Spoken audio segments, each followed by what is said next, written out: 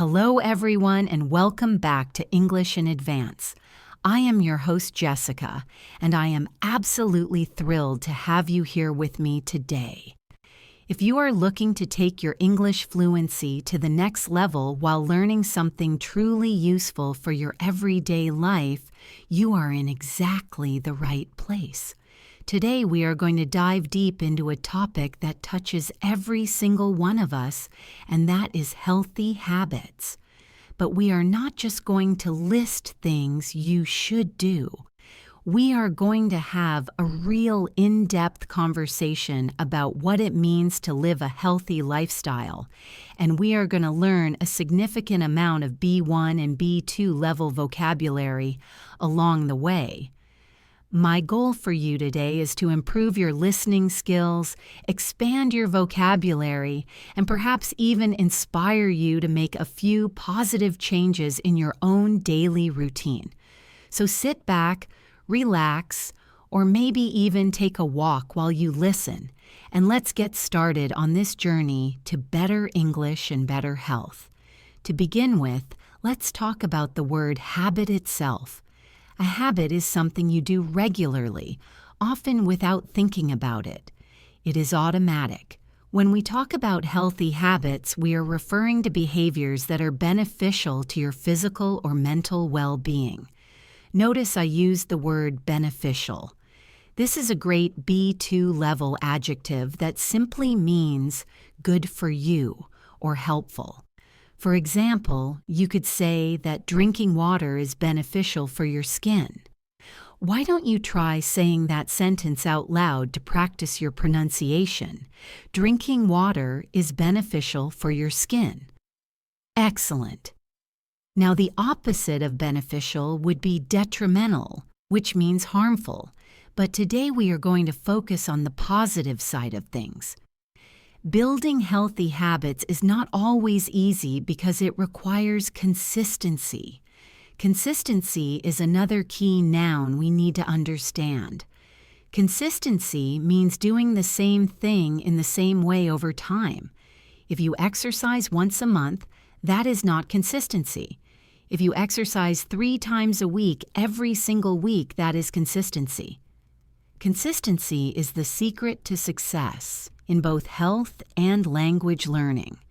Just like you need to practice English consistently to become fluent, you need to practice healthy behaviors consistently to see results in your body and mind.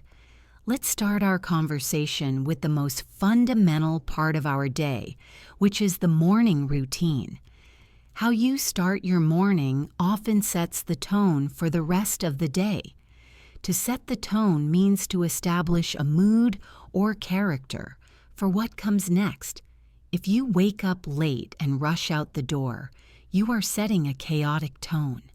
But if you have a calm morning routine, you set a peaceful tone. One of the best healthy habits to incorporate into your morning is hydration. Hydration refers to the process of causing something to absorb water. In simple terms, it means drinking enough water. After sleeping for 7 or 8 hours, your body is naturally dehydrated. Dehydrated means your body does not have enough water. So a glass of water first thing in the morning can really kickstart your metabolism. The word kickstart is a fantastic verb that means to make something happen quickly. Imagine kicking a motorcycle to start the engine. That is where the word comes from. You want to kickstart your body. You might say, I drink lemon water to kickstart my day. Try repeating that phrase after me to get the rhythm right. I drink lemon water to kickstart my day. It is such a simple sentence, but it sounds very natural and fluent. Moving on from water, let's discuss breakfast. You have probably heard the saying that breakfast is the most important meal of the day. Whether that is scientifically true for everyone is up for debate, but having a nutritious meal in the morning can certainly help you maintain focus. Note the word nutritious. This is an adjective describing food that contains substances your body needs to stay healthy. A donut is delicious, but it is not nutritious. Oatmeal with fruit, however, is very nutritious. When we talk about food and health, we often use the phrase balanced diet. A balanced diet does not mean you are on a diet to lose weight.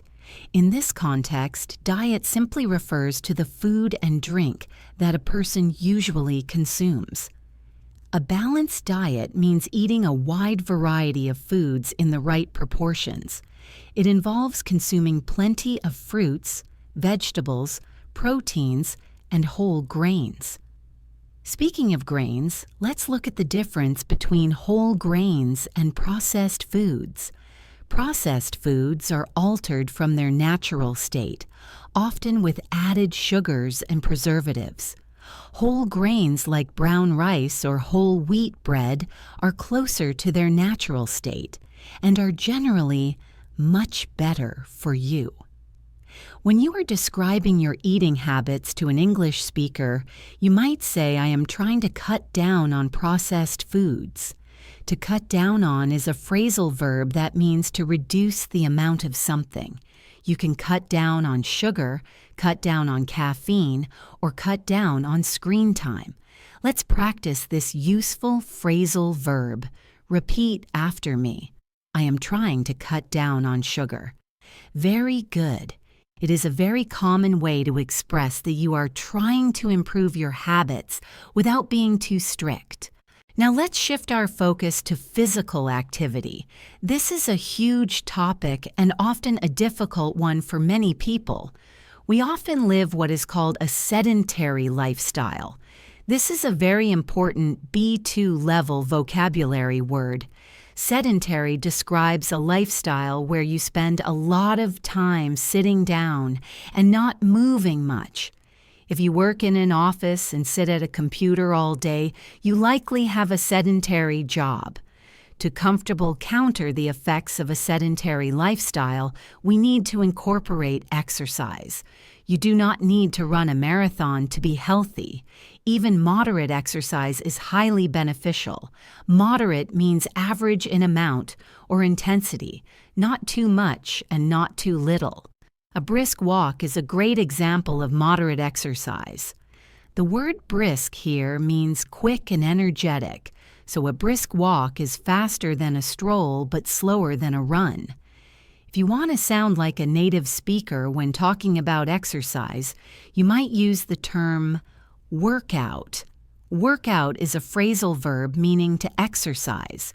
You can say, "I work out at the gym 3 times a week," or you could say, "I prefer to work out at home." Another great term is cardiovascular health, often shortened to cardio. Cardio refers to any exercise that raises your heart rate like running, swimming, or cycling. It is great for your heart. You might hear someone say, "I need to do more cardio to improve my stamina." Stamina is the ability to sustain prolonged physical or mental effort. If you get tired very quickly when walking upstairs, you might want to improve your stamina. Let's try a sentence with these words. I am doing cardio to build my stamina. Go ahead and say it. I am doing cardio to build my stamina. Perfect. However, physical health is only one side of the coin. To be truly healthy, we must also consider our mental well-being. Mental well-being refers to the state of your mind and emotions. In today's fast-paced world, stress is a major issue. Stress can have a negative impact on your physical health, so managing it is a vital, healthy habit. One way to manage stress is through mindfulness. Mindfulness is the quality or state of being conscious or aware of something. But in the context of health, it usually means a mental state achieved by focusing one's awareness on the present moment. It is about being present. You are not worrying about the future or regretting the past. You are just here now. Practicing mindfulness can help reduce anxiety. Another key factor in mental health is sleep. We often underestimate the power of a good night's sleep. Sleep is when our bodies repair themselves. If you do not sleep enough, you might suffer from sleep deprivation. Deprivation means the lack or denial of something considered to be a necessity. Sleep deprivation can lead to a lack of focus and irritability. We often talk about getting beauty sleep, which is a humorous way of saying getting enough sleep to look and feel refreshed. But seriously, maintaining a regular sleep schedule is crucial. This ties back to our earlier word consistency. Going to bed and waking up at the same time every day helps regulate your body clock, also known as your circadian rhythm. Let us dive a little deeper into the concept of diet and nutrition, because this is often where people struggle the most when describing their habits in English. There are so many idioms and expressions related to food. For instance, you might have heard the phrase, "You are what you eat." This idiom implies that it is important to eat good food in order to be healthy and fit. If you eat healthy food, you will be healthy. If you eat junk food, you will not feel good. Junk food is a common term for food that has low nutritional value, typically produced in the form of packaged snacks, needing little or no preparation. Think of potato chips, candy, and sugary sodas. Another great expression is everything in moderation. This means it is okay to have a treat occasionally as long as you do not do it all the time. You do not have to be perfect. You can have a slice of cake at a birthday party. Just remember everything in moderation. When discussing diet, you might also hear about calories. A calorie is a unit of energy. People often count calories to ensure they are not eating more energy than they are burning. However, many experts suggest focusing on the quality of food rather than just the calories. This is where vocabulary like organic, fresh, and locally sourced comes in. Organic food is produced without the use of chemical fertilizers or pesticides. Locally sourced means the food was grown near where you live, which often means it is fresher. Let's weave in some grammar practice here as well.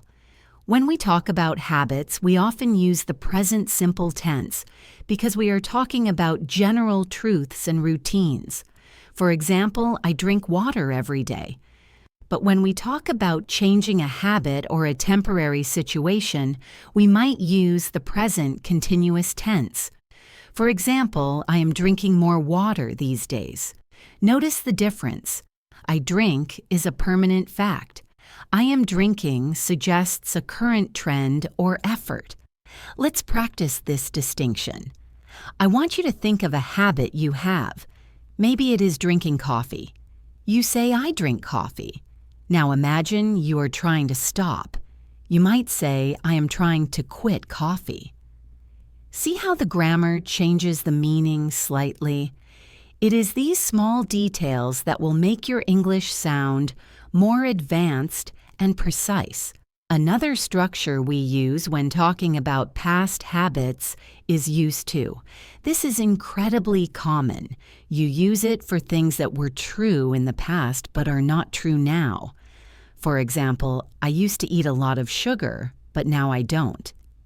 This structure tells the listener immediately that the behavior has changed. Try creating a sentence about yourself using used to.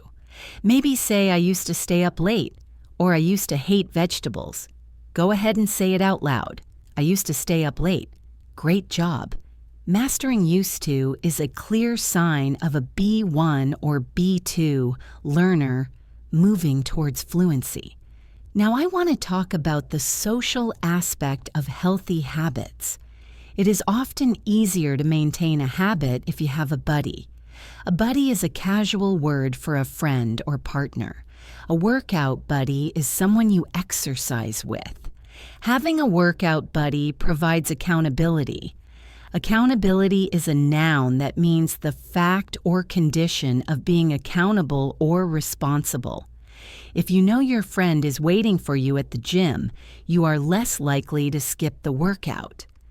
To skip in this context means to miss intentionally. You might say, I was going to skip the gym, but my accountability partner called me. This social pressure can be very positive. We also see this in group activities like yoga classes or sports teams. Participating in team sports is a fun way to stay fit. It improves your coordination and your social skills simultaneously. Coordination is the ability to use different parts of the body together, smoothly and efficiently, and simultaneously simply means at the same time. So you are getting fit and making friends simultaneously. That is a win-win situation. A win-win situation is an idiom meaning a result that is good for everyone involved. Let's return to the idea of mental health and explore the concept of burnout. Burnout is a state of emotional, physical, and mental exhaustion caused by excessive and prolonged stress. It occurs when you feel overwhelmed, emotionally drained, and unable to meet constant demands. In our modern careers, burnout is becoming very common. To prevent burnout, it is essential to take breaks and disconnect.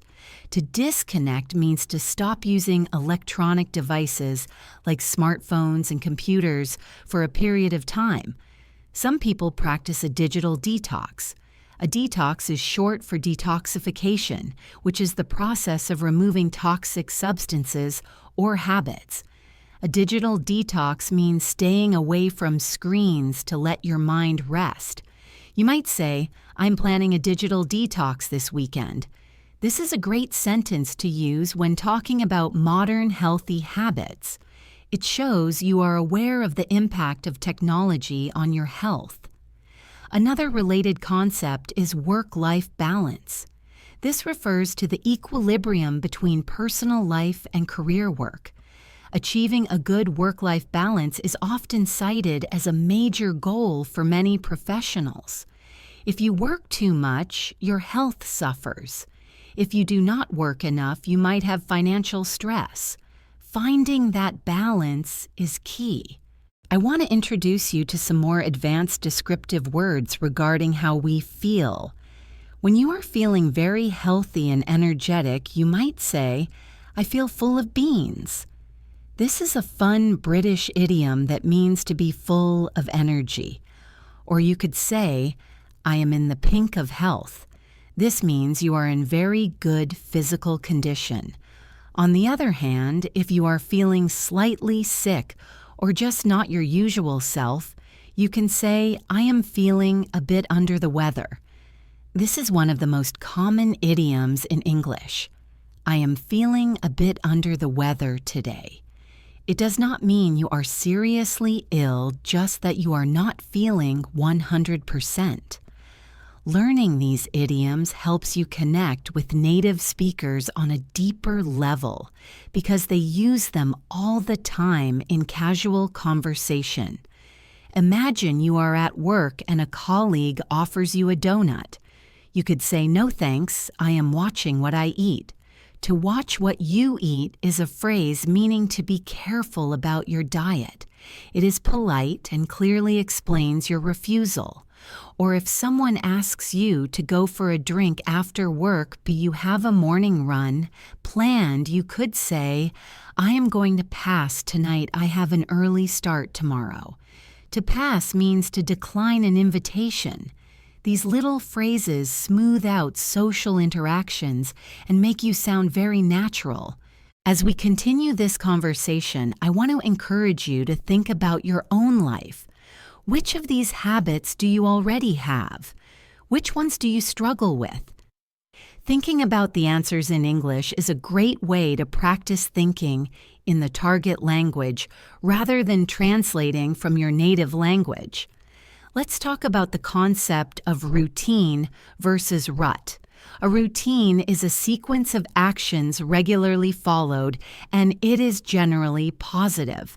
However, a rut is a habit or pattern of behavior that has become dull and unproductive, but is hard to change. If you do the exact same thing every day and feel bored, you might be stuck in a rut. To get out of a rut, you need to try something new. Maybe change your running route or try a new vegetable or listen to a new podcast like this one. Keeping your brain active is also a healthy habit. We call this cognitive health. Cognitive relates to the mental action or process of acquiring knowledge and understanding through thought, experience, and the senses. Learning a language is actually one of the best things you can do for your cognitive health. It challenges your brain and creates new neural pathways. So by listening to this right now, you are actually exercising your brain. You should feel proud of that. Let us expand on the topic of food preparation. Cooking at home is generally considered healthier than eating out because you have control over the ingredients. Ingredients are the foods that are combined to make a particular dish. When you eat at a restaurant, the food might be laden with salt and butter to make it taste good. Laden with means heavily loaded or weighed down. A dish might be laden with calories. When you cook at home, you can substitute unhealthy ingredients for healthier ones. To substitute means to replace. You can substitute olive oil for butter or honey for sugar. There is also the concept of meal prepping. Meal prepping involves preparing meals or ingredients ahead of time, usually for the week ahead. This helps you avoid the temptation of ordering takeout when you are tired after work. Takeout is food prepared in a restaurant to be eaten elsewhere. In the UK, they might call it a takeaway. Avoiding takeout saves money and is usually better for your waistline. Your waistline refers to the measurement of your waist, but is often used to talk about weight in general. You might say, I am watching my waistline, so I will skip dessert. It is a polite way to say you do not want to gain weight. Let us take a moment to discuss the environment in which we live and how it affects our habits. Your environment plays a huge role in your success. If your kitchen is full of cookies, it is hard to resist eating them. To resist means to withstand the action or effect of something. If you want to eat healthy, keep healthy food visible. Put a bowl of apples on the table. This is called environmental design. You are designing your space to make healthy choices easier. The same goes for exercise. If your running shoes are hidden in the back of the closet, you might not use them. If you put them right by the door, you are more likely to put them on. This is a psychological trick to help you build better habits. Psychology is the scientific study of the human mind and its functions. Understanding a little bit of psychology can help you trick yourself into being healthier. It is about removing friction. Friction in physics is the resistance that one surface or object encounters when moving over another. In habit formation, friction is anything that makes a habit harder to do. You want to reduce friction for good habits and increase friction for bad habits.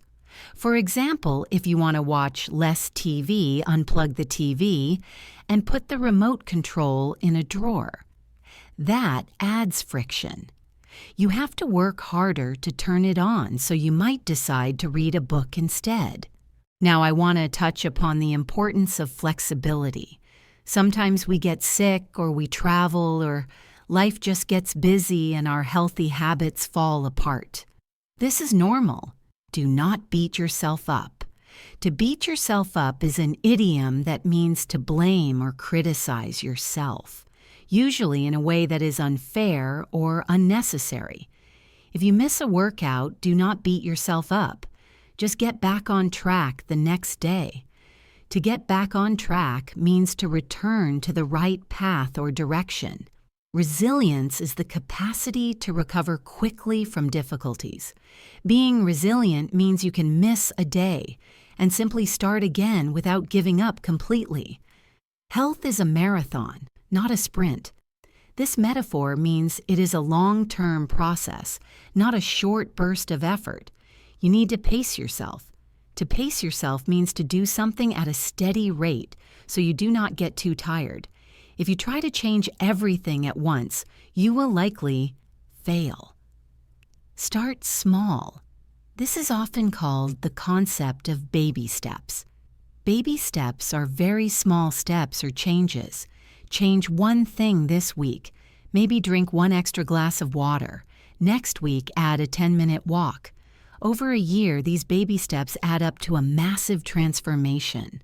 Transformation is a thorough or dramatic change in form or appearance. We want a transformation in your health and your English skills. Let's discuss the vocabulary of illness and recovery briefly, because part of being healthy is knowing how to handle being sick. When you are sick, your immune system is fighting an infection. The immune system is the body's defense against infectious organisms and other invaders. To boost your immune system, you need vitamins and minerals. Vitamin C is famous for helping the immune system.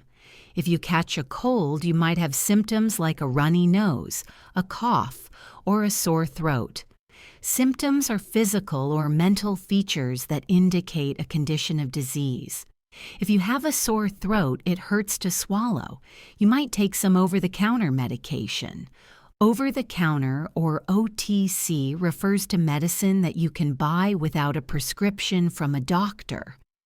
A prescription is an instruction written by a medical practitioner that authorizes a patient to be provided a medicine or treatment.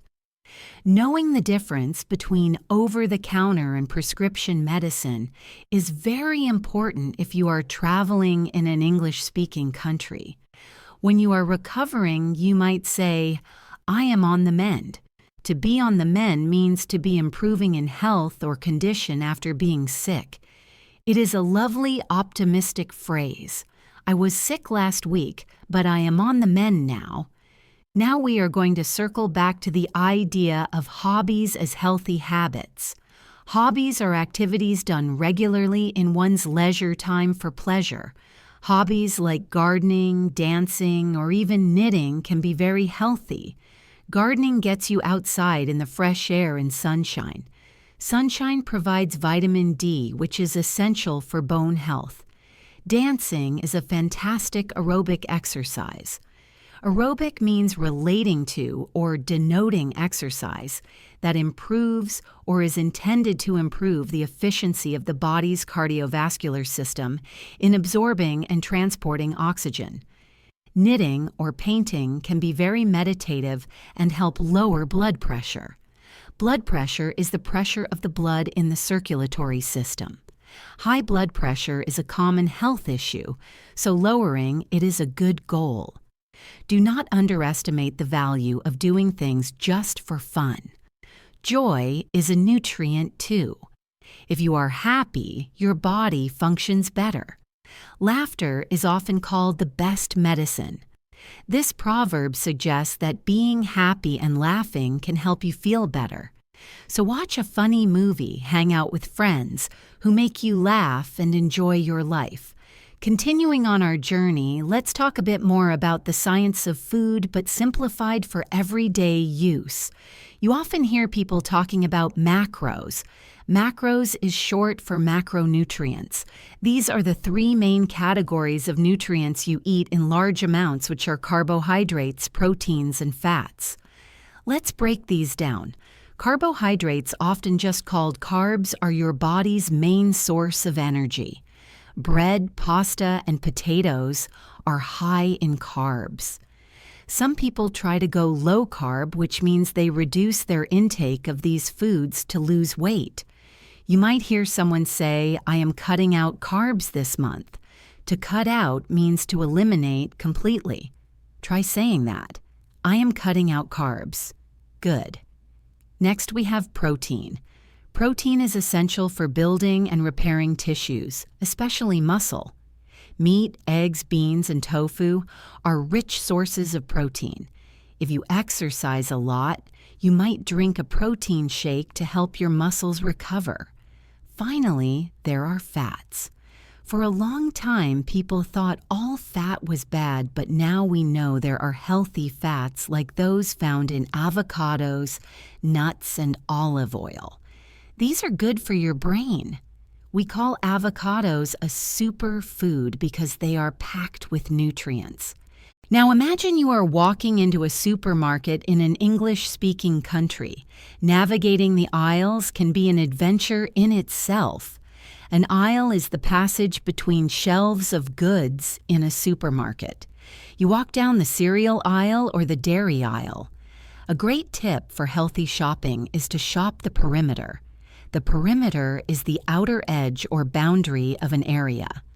In most grocery stores, the fresh food like fruits, vegetables, meat, and dairy is located on the perimeter, while the processed foods in boxes and cans are in the middle aisles. So if you stick to the perimeter, you generally make healthier choices. When you pick up a package, it is important to read the label. The nutrition label tells you how many calories, how much sugar, and what ingredients are in the product. You should look out for hidden sugars. Sometimes sugar is listed under different names, like high fructose corn syrup or dextrose. Being able to spot these requires a keen eye. A keen eye means an ability to notice details. You might say, I have a keen eye for bargains. A bargain is something bought for a lower price than usual. Let's talk about the produce section. Produce refers to agricultural products, especially fresh fruits and vegetables. When you are in the produce section, you are looking for items that are ripe. Ripe means fully grown and ready to be eaten. A green banana is not ripe, but a yellow one with spots is very ripe. If fruit is overripe, it might be mushy. Mushy means soft and pulpy, often in an unpleasant way. You generally want your apples to be crisp, not mushy. Crisp means firm, dry, and brittle in a way that is pleasing. Try describing an apple. This apple is fresh and crisp. Say it with me. This apple is fresh and crisp. Excellent. When you buy fresh produce, you also need to think about the shelf life. Shelf life is the length of time for which an item remains usable, fit for consumption, or saleable. Fresh berries have a short shelf life, so you need to eat them quickly. Canned beans have a long shelf life, so you can keep them in your cupboard for months. Once you have your groceries, it is time to go home and cook. The way you cook your food is just as important as what you buy. Let's look at some cooking verbs. Frying is cooking food in hot fat or oil, while delicious fried food is usually high in calories. A healthier alternative is steaming. Steaming involves cooking food by heating it in steam from boiling water. Steamed vegetables retain more of their nutrients compared to boiled vegetables. To retain means to continue to have something or keep possession of something. Another great method is roasting or baking, which is cooking food in an oven with dry heat. You can roast a chicken or bake a potato. If you want to add flavor without adding salt or fat, you should use herbs and spices. Herbs are the leaves of plants like basil, parsley, and cilantro. Spices come from seeds, roots, or bark, like cinnamon, cumin, and turmeric. Using herbs and spices can make a bland meal delicious. Bland means lacking strong features or characteristics, and therefore uninteresting. If you say the soup is bland, it means it has no taste. You might say, "This soup is a bit bland. Could you pass the pepper?" This is a polite way to ask for seasoning. Now let's transition from the kitchen to the gym. Fitness vocabulary is its own unique language. When you enter a gym, you will see various machines and weights. We generally divide equipment into cardio machines and resistance training equipment. We already talked about cardio, but resistance training is exercise that improves muscular strength and endurance. This usually involves lifting weights. You have free weights like dumbbells and barbells. Dumbbells are the short bars with a weight at each end that you hold with one hand. Barbells are the long bars you hold with two hands. When you lift weights, you do repetitions and sets.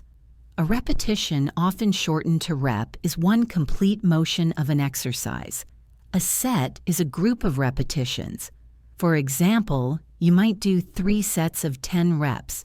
If you are talking to a trainer, they might say, "Give me 5 more reps." This is very common gym lingo.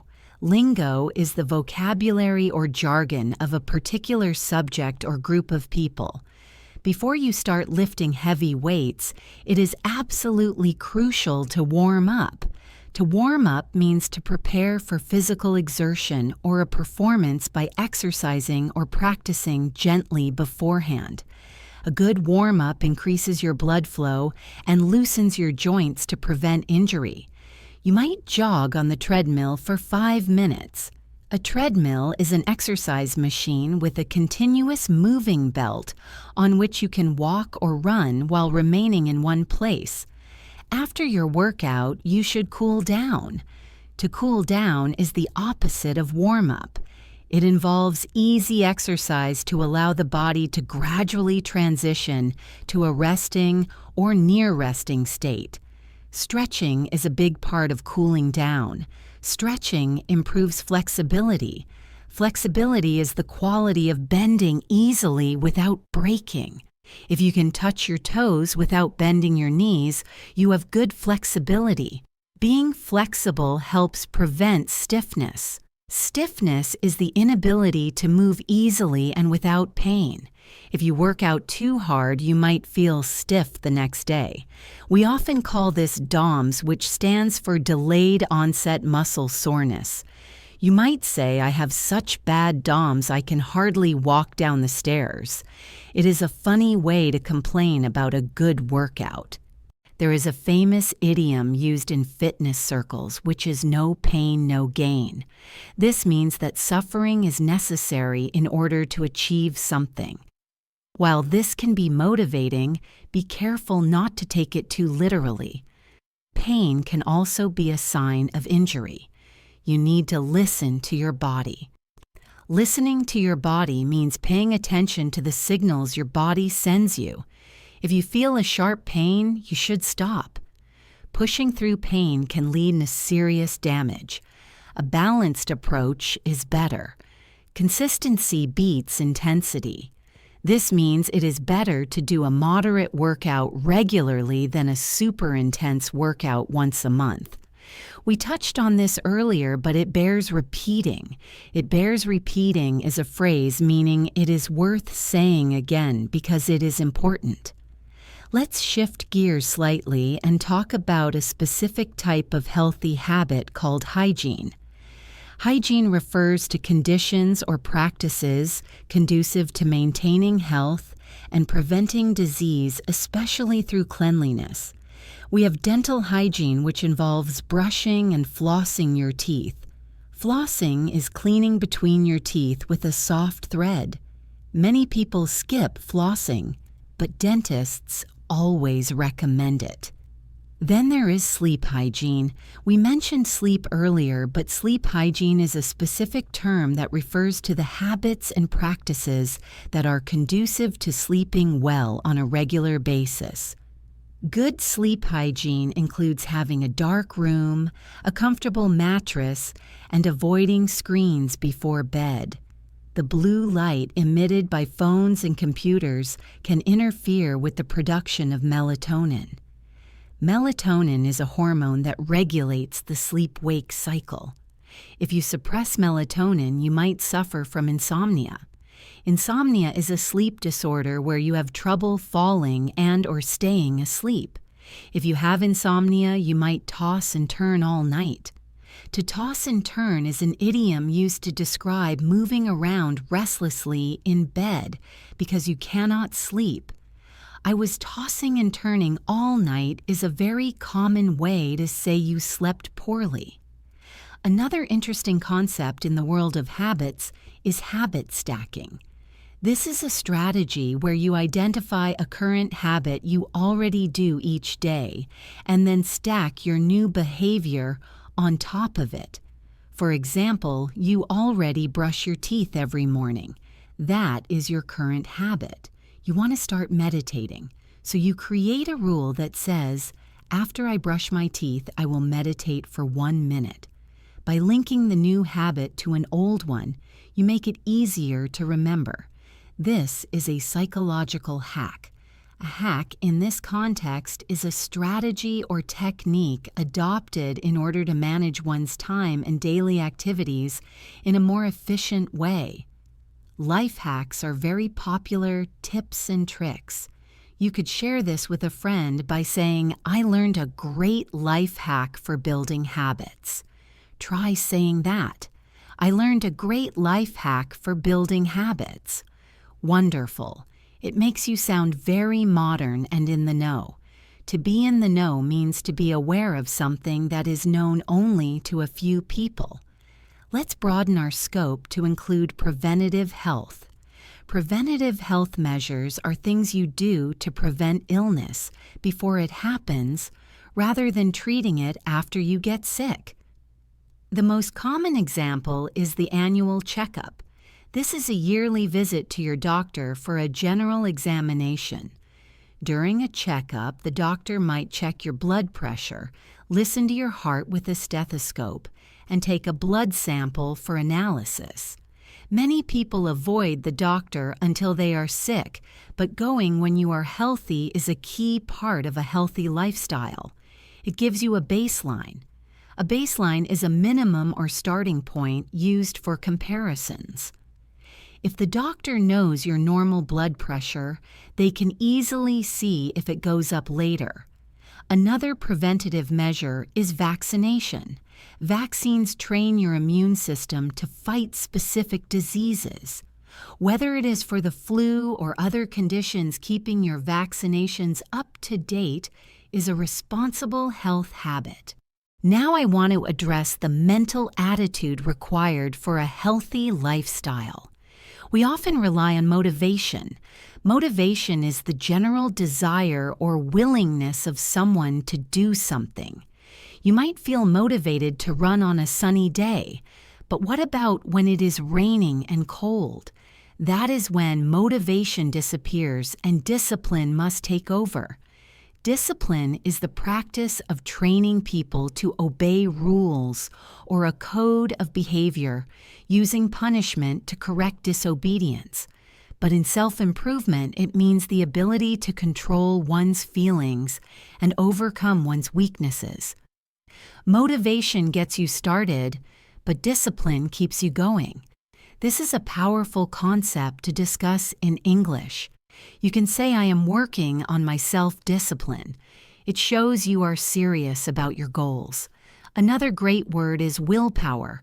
Willpower is control exerted to do something or restrain impulses. It takes willpower to say no to a slice of chocolate cake. However, experts say that relying on willpower is hard. It is better to change your environment, as we discussed in the first part of this script, so you do not have to use so much willpower. Let's talk about hydration again, but with more detail. We know water is good, but what about other drinks? Many people are addicted to caffeine. Caffeine is a stimulant found in coffee, tea, and energy drinks. A stimulant is a substance that raises levels of physiological or nervous activity in the body. It wakes you up. While coffee in moderation is fine, too much can lead to jitters. Jitters is a feeling of extreme nervousness. If you drink 5 cups of coffee, you might get the jitters. You might also experience a crash. A crash in this context is a sudden drop in energy levels after the effects of a stimulant wear off. To avoid the crash, you might switch to herbal tea or decaf. Decaf is short for decaffeinated, meaning the caffeine has been removed. Ordering a decaf coffee is very common in the evening, so you can sleep. You can practice ordering by saying, "I would like a tall decaf latte, please." Go ahead, try it. "I would like a tall decaf latte, please." Good. Using the word tall is specific to certain coffee shop chains, but small, medium, or large works everywhere. Let's explore the concept of gut health. This is a very trendy topic right now. The gut generally refers to your stomach and intestines. Scientists are discovering that a healthy gut contributes to a healthy mind. To improve gut health, people eat probiotics. Probiotics are microorganisms introduced into the body for their beneficial qualities. You find them in yogurt and fermented foods like kimchi or sauerkraut. Fermented means the food has undergone a chemical breakdown of a substance by bacteria, yeasts, or other microorganisms. It sounds a bit scientific, but it is very common in cooking. Talking about gut health shows you are up to date with current health trends. You might say, "I am taking probiotics to improve my digestion." Digestion is the process of breaking down food so it could be absorbed by the body. If you have good digestion, you feel light and energetic. If you have bad digestion, you might feel bloated. Bloated means swollen with fluid or gas. Feeling bloated is very uncomfortable. It is useful to know this word if you need to explain to a doctor or a friend why you do not want to eat. "No thanks, I feel a bit bloated right now." We should also touch upon the social pressure regarding body image. Body image is the subjective picture or mental image of one's own body. In the age of social media, it is easy to have a negative body image because we compare ourselves to unrealistic photos. This can lead to unhealthy habits like crash dieting. A crash diet is a diet that is extreme in its nutritional deprivations, especially one undertaken for rapid weight loss.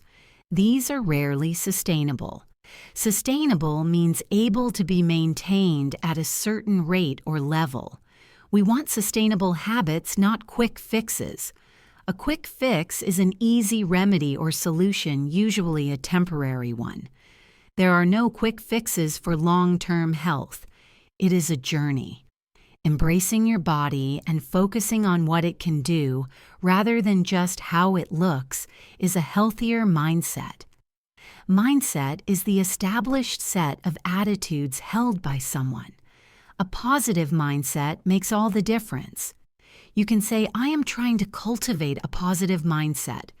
To cultivate means to try to acquire or develop a quality or sentiment. It is a beautiful verb. Cultivate kindness, cultivate health, cultivate patience.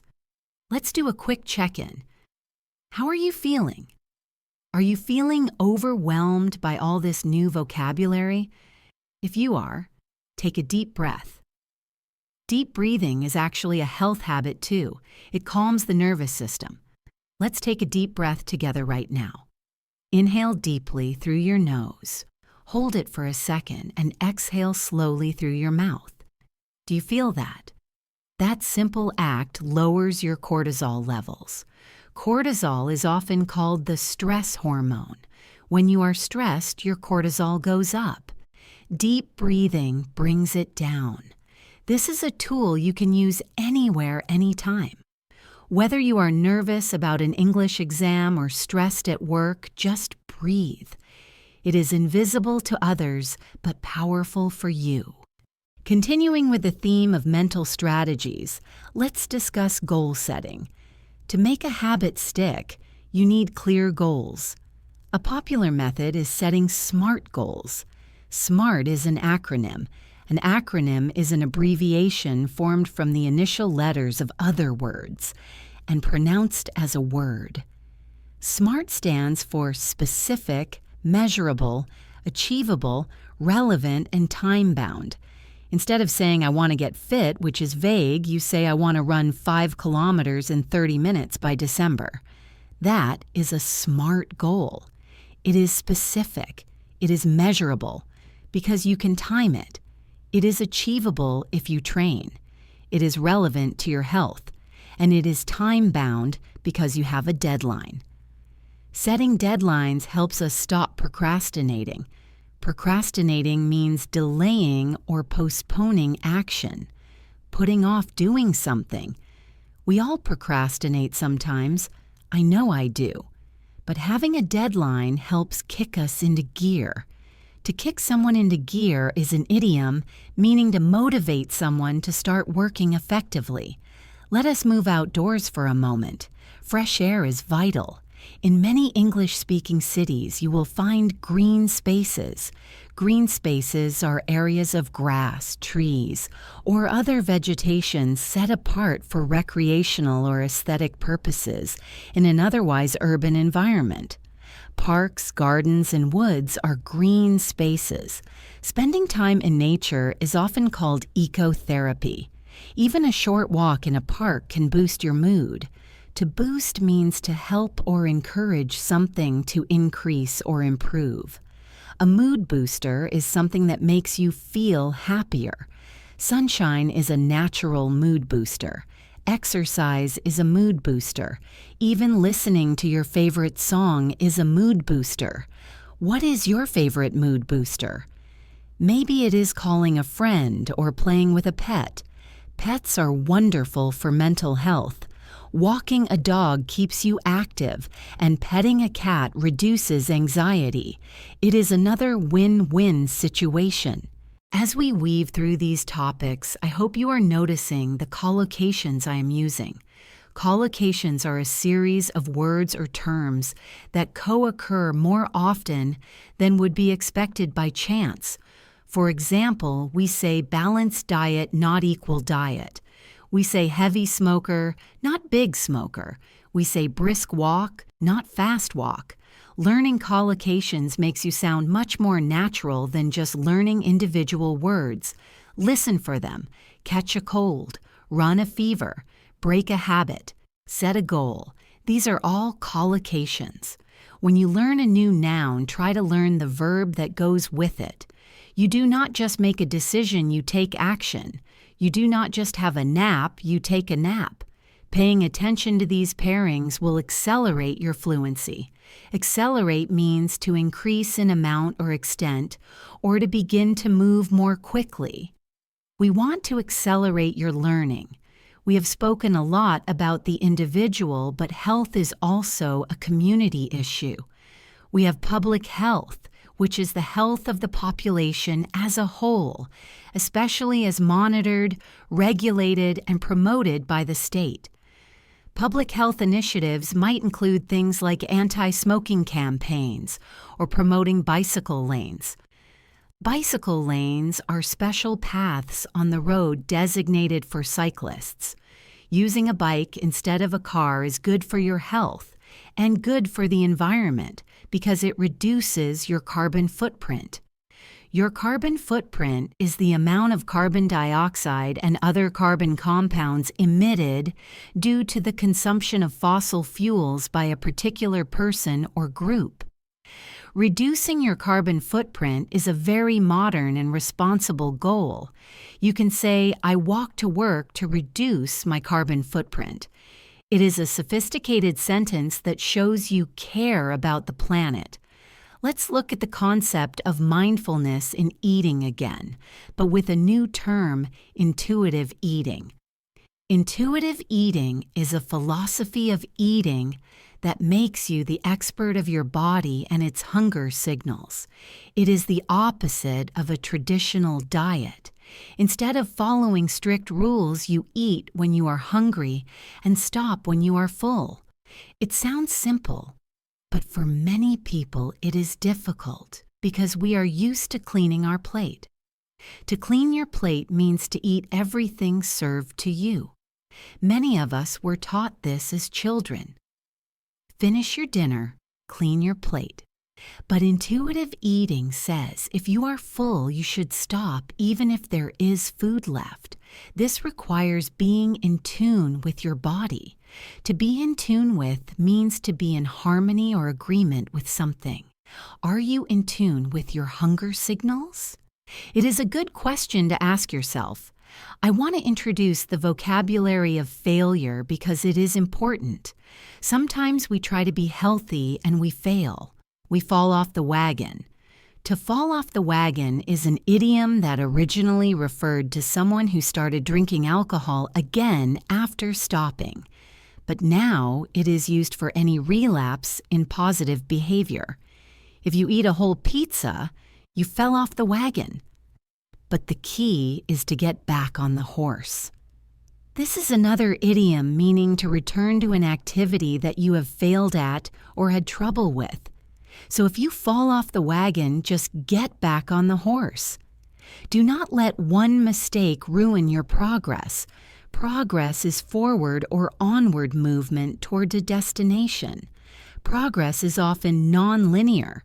Non-linear means not arranged in a straight line. Sometimes you go forward, sometimes you go backward. That is life. Accepting the nonlinear nature of success is vital for your mental well-being. Let us begin by exploring the term holistic health. Holistic is a very popular word these days. It means characterized by the treatment of the whole person, taking into account mental and social factors rather than just the symptoms of a disease. In traditional medicine, if your head hurts, you take a pill. In holistic medicine, you ask why your head hurts. Is it stress? Is it dehydration? Is it lack of sleep? It looks at the big picture. One of the most popular holistic practices is yoga. Yoga is not just exercise, it is a discipline that combines physical postures, breathing techniques, and meditation. The physical movements are called poses or postures. You might hear terms like downward dog or warrior pose. Yoga is fantastic for improving balance. Balance is an even distribution of weight, enabling someone or something to remain upright and steady. As we get older, our balance often worsens, so practicing yoga can prevent falls. It also strengthens your core. Your core refers to the muscles around your trunk and pelvis. A strong core supports your back and improves your posture. Posture is the position in which someone holds their body when standing or sitting. Good posture means standing tall with your shoulders back. Bad posture involves slouching. Slouching means standing, moving, or sitting in a lazy, drooping way. If you slouch at your desk, you might get back pain. Let's practice the word slouching. Stop slouching and sit up straight. Try saying that, stop slouching and sit up straight. It is something mothers often say to their children. Another pillar of holistic health is meditation. We touched on mindfulness earlier, but meditation is the formal practice. It involves sitting quietly and focusing your mind usually on your breath or a specific word known as a mantra. A mantra is a word or sound repeated to aid concentration in meditation. The goal is to clear your mind of chatter. Chatter usually refers to inconsequential talk, but here it refers to the constant stream of thoughts running through your head. Quieting the mind is very difficult. You might find your mind drifting. To drift means to be carried slowly by a current of air or water, but for the mind, it means losing focus. When you realize your mind has drifted, you simply bring it back to your breath. This practice reduces stress and lowers blood pressure. Some people use guided meditations where a voice tells you what to imagine. This is actually a fantastic way to learn English. Listening to a soft voice describing a peaceful forest or a calm ocean is great listening practice. You are learning adjectives like serene, tranquil, and soothing. Serene means calm, peaceful, and untroubled. Tranquil means free from disturbance. Soothing means having a gently calming effect. These are beautiful words to have in your vocabulary. Now let us transition to a more clinical setting. Even with the best habits, sometimes we get sick or injured and we need to see a doctor. Medical English is very specific and can be intimidating, but it is essential. First, you need to make an appointment. An appointment is an arrangement to meet someone at a particular time and place. You call the clinic and say, "I would like to make an appointment with Dr. Smith." When you arrive, you check in at the reception desk. The receptionist might ask for your insurance details. Insurance is a practice or arrangement by which a company or government agency provides a guarantee of compensation for specified loss, damage, illness, or death in return for payment of a premium. In simple terms, it helps pay your medical bills. Once you are in the examination room, the doctor will ask you about your symptoms. We mentioned symptoms before, but now let's talk about how to describe pain. This is where many learners struggle. Pain can be sharp, which means sudden and severe. It can be dull, which is not intense but constant. It can be throbbing, which means beating with a strong, regular rhythm like a heartbeat. Or it can be an ache, which is a continuous or prolonged dull pain. You might have a headache, a stomachache, or a backache. If you have a pain in your knee, you might say, "I have a sharp pain when I bend my leg," or "I have a dull ache in my lower back." Being specific helps the doctor diagnose you.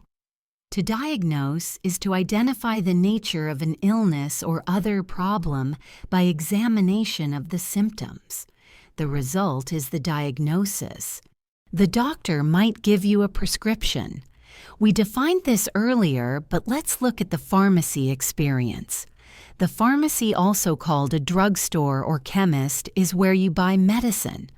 The person who prepares the medicine is a pharmacist. When you get your medicine, it comes with instructions. It might say, "Take on an empty stomach" or "Take with food." It is vital to follow these instructions. Medicines can have side effects. A side effect is a secondary, typically undesirable effect of a drug or medical treatment. Common side effects include drowsiness, nausea, or dizziness. Drowsiness means feeling sleepy. Nausea is the feeling that you are going to vomit. Dizziness is a sensation of spinning around and losing one's balance. If the label says, "may cause drowsiness," you should not drive a car. You might also see the warning, "keep out of reach of children." This is a standard safety phrase. Let's move back to the workplace because our job environment has a huge impact on our health. We talked about sedentary lifestyles, but let's discuss ergonomics. Ergonomics is the study of people's efficiency in their working environment.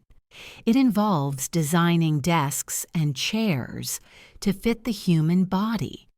An ergonomic chair supports your back.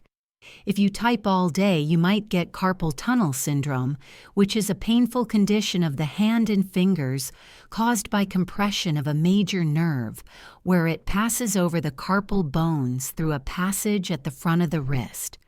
To prevent this, you need a good keyboard and mouse setup. You should also practice the 20-20-20 rule.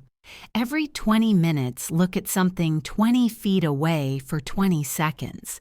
This reduces eye strain.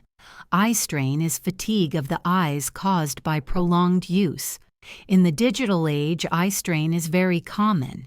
We also need to talk about taking breaks. In English office culture, we often talk about the water cooler. The water cooler is a machine that dispenses drinking water, but it is also a cultural symbol for the place where employees gather to chat. Water cooler talk is casual conversation among colleagues. Taking a break to chat is actually good for your mental health. It builds rapport.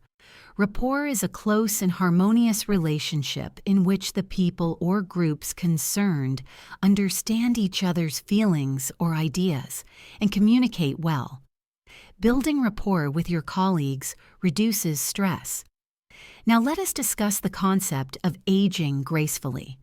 Aging is the process of getting older. In some cultures, aging is feared, but in the context of healthy habits, we aim for longevity. Longevity means long life. We want to live a long and healthy life. To do this, we must take care of our skin. Skincare is a huge industry. The most important habit for skin is using sunscreen. Sunscreen protects your skin from UV rays or ultraviolet rays from the sun, which cause wrinkles and skin cancer. Wrinkles are slight lines or folds in something, especially fabric or the skin of the face. Some people call them laugh lines or wisdom lines to be more positive. Another key to aging well is keeping the brain active. We call this lifelong learning. Lifelong learning is the use of both formal and informal learning opportunities throughout people's lives in order to foster the continuous development and improvement of the knowledge and skills needed for employment and personal fulfillment. Learning English right now is a form of lifelong learning. It keeps your mind sharp. Sharp in this context means intelligent and quick to notice things. My grandmother is 90, but her mind is still sharp as a tack. Sharp as a tack is an idiom meaning very intelligent and quick-witted. Let's touch upon the topic of bad habits and addiction. Sometimes healthy habits are about what you do not do. Smoking is a major health hazard. To stop smoking is often called kicking the habit. You might say, I am trying to kick the habit. It is very difficult because nicotine is addictive. When you stop an addictive substance, you might go through withdrawal. Withdrawal is the group of symptoms that occur upon the abrupt discontinuation or decrease in intake of medications or recreational drugs. Symptoms can include irritability and cravings. A craving is a powerful desire for something. I have a craving for chocolate. I have a craving for a cigarette. To quit something suddenly and completely is called going cold turkey. I quit smoking cold turkey. This is a very colorful idiom. It implies you stopped without using any help like patches or gum. Alcohol is another area where moderation is key. Some people participate in dry January where they do not drink alcohol for the entire month of January to reset their bodies. This is a popular challenge. A challenge is a task or situation that tests someone's abilities. Participating in a challenge can be motivating because it has a clear start and end date. Let's weave in some grammar again, specifically modals of advice. When we talk about health, we often give advice. We use words like should, ought to, and must. Should is for a recommendation. You should eat more vegetables. Ought to is similar, but slightly more formal. You ought to get more sleep. Must is for something that is necessary or mandatory. You must take this medicine. There is also the negative form. You shouldn't smoke. You mustn't skip breakfast. Notice the difference in intensity. Must is much stronger than should. If a doctor says you must lose weight, it is a serious medical instruction. If a friend says you should lose weight, it is just a suggestion and maybe a bit rude, depending on how they say it. Let's practice. Think of a piece of advice for a friend who is tired. You could say, you should go to bed earlier. Or, you ought to take a break. Say it out loud. You should go to bed earlier. Very good. Using modals correctly makes you sound supportive and polite. Let's return to the topic of food, but focus on the social aspect of eating out. Dining in restaurants can be a minefield for healthy habits. A minefield is a subject or situation presenting unseen hazards. Restaurant portions are often huge. A portion is the amount of food suitable for or served to one person. In the U.S. specifically, portions are enormous. A good strategy is to ask for a to-go box immediately. A to-go box or a doggy bag is a container for leftover food to be taken home. You can put half your meal in the box before you start eating. This controls your intake. You can also ask for dressing on the side. Salad dressing is a sauce for salads like ranch or vinaigrette. It is often high in calories. If you get it on the side, you can control how much you use. You might say, "Could I have the dressing on the side, please?" This is a very common request. Waiters are used to it. Another useful phrase is this dish spicy? Spicy means flavored with or fragrant with spice.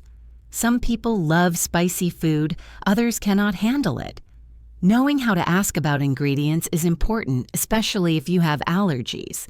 An allergy is a damaging immune response by the body to a substance. A peanut allergy or a gluten allergy is common. "I am allergic to nuts" is a sentence that could save your life. Let us explore the concept of self-care. Self-care is the practice of taking action to preserve or improve one's own health. It is not selfish, it is necessary. Self-care can be a bubble bath, reading a book, or simply saying no to an invitation. Saying no is a skill. If you are overwhelmed, you need to set boundaries. A boundary is a line that marks the limits of an area, but in psychology, it means a limit you set to protect your time and energy. "I cannot come to the party, I need some downtime." Downtime is a time during which a machine is out of action or unavailable for use. But for humans, it means time to relax. We all need downtime to recharge. To recharge means to restore electrical energy in a battery, but we use it to mean getting our energy back. "I need the weekend to recharge my batteries." This is a classic idiom. Now let's talk about the environment inside your home, specifically air quality. Indoor air quality can sometimes be worse than outdoor air. Dust, pet dander, and chemicals can pollute your home. Dander refers to minute scales of skin shed by cats, dogs, and other animals with fur or feathers. To improve air quality, you can use an air purifier. An air purifier is a device that removes contaminants from the air in a room. Or you can get houseplants. Certain plants, like spider plants or snake plants, are known to clean the air. Plus, they look nice. We call the practice of decorating with plants bringing the outside in. It creates a calming atmosphere. Atmosphere refers to the pervading tone or mood of a place. A calm atmosphere helps you relax. You might say, "I love the atmosphere in this room.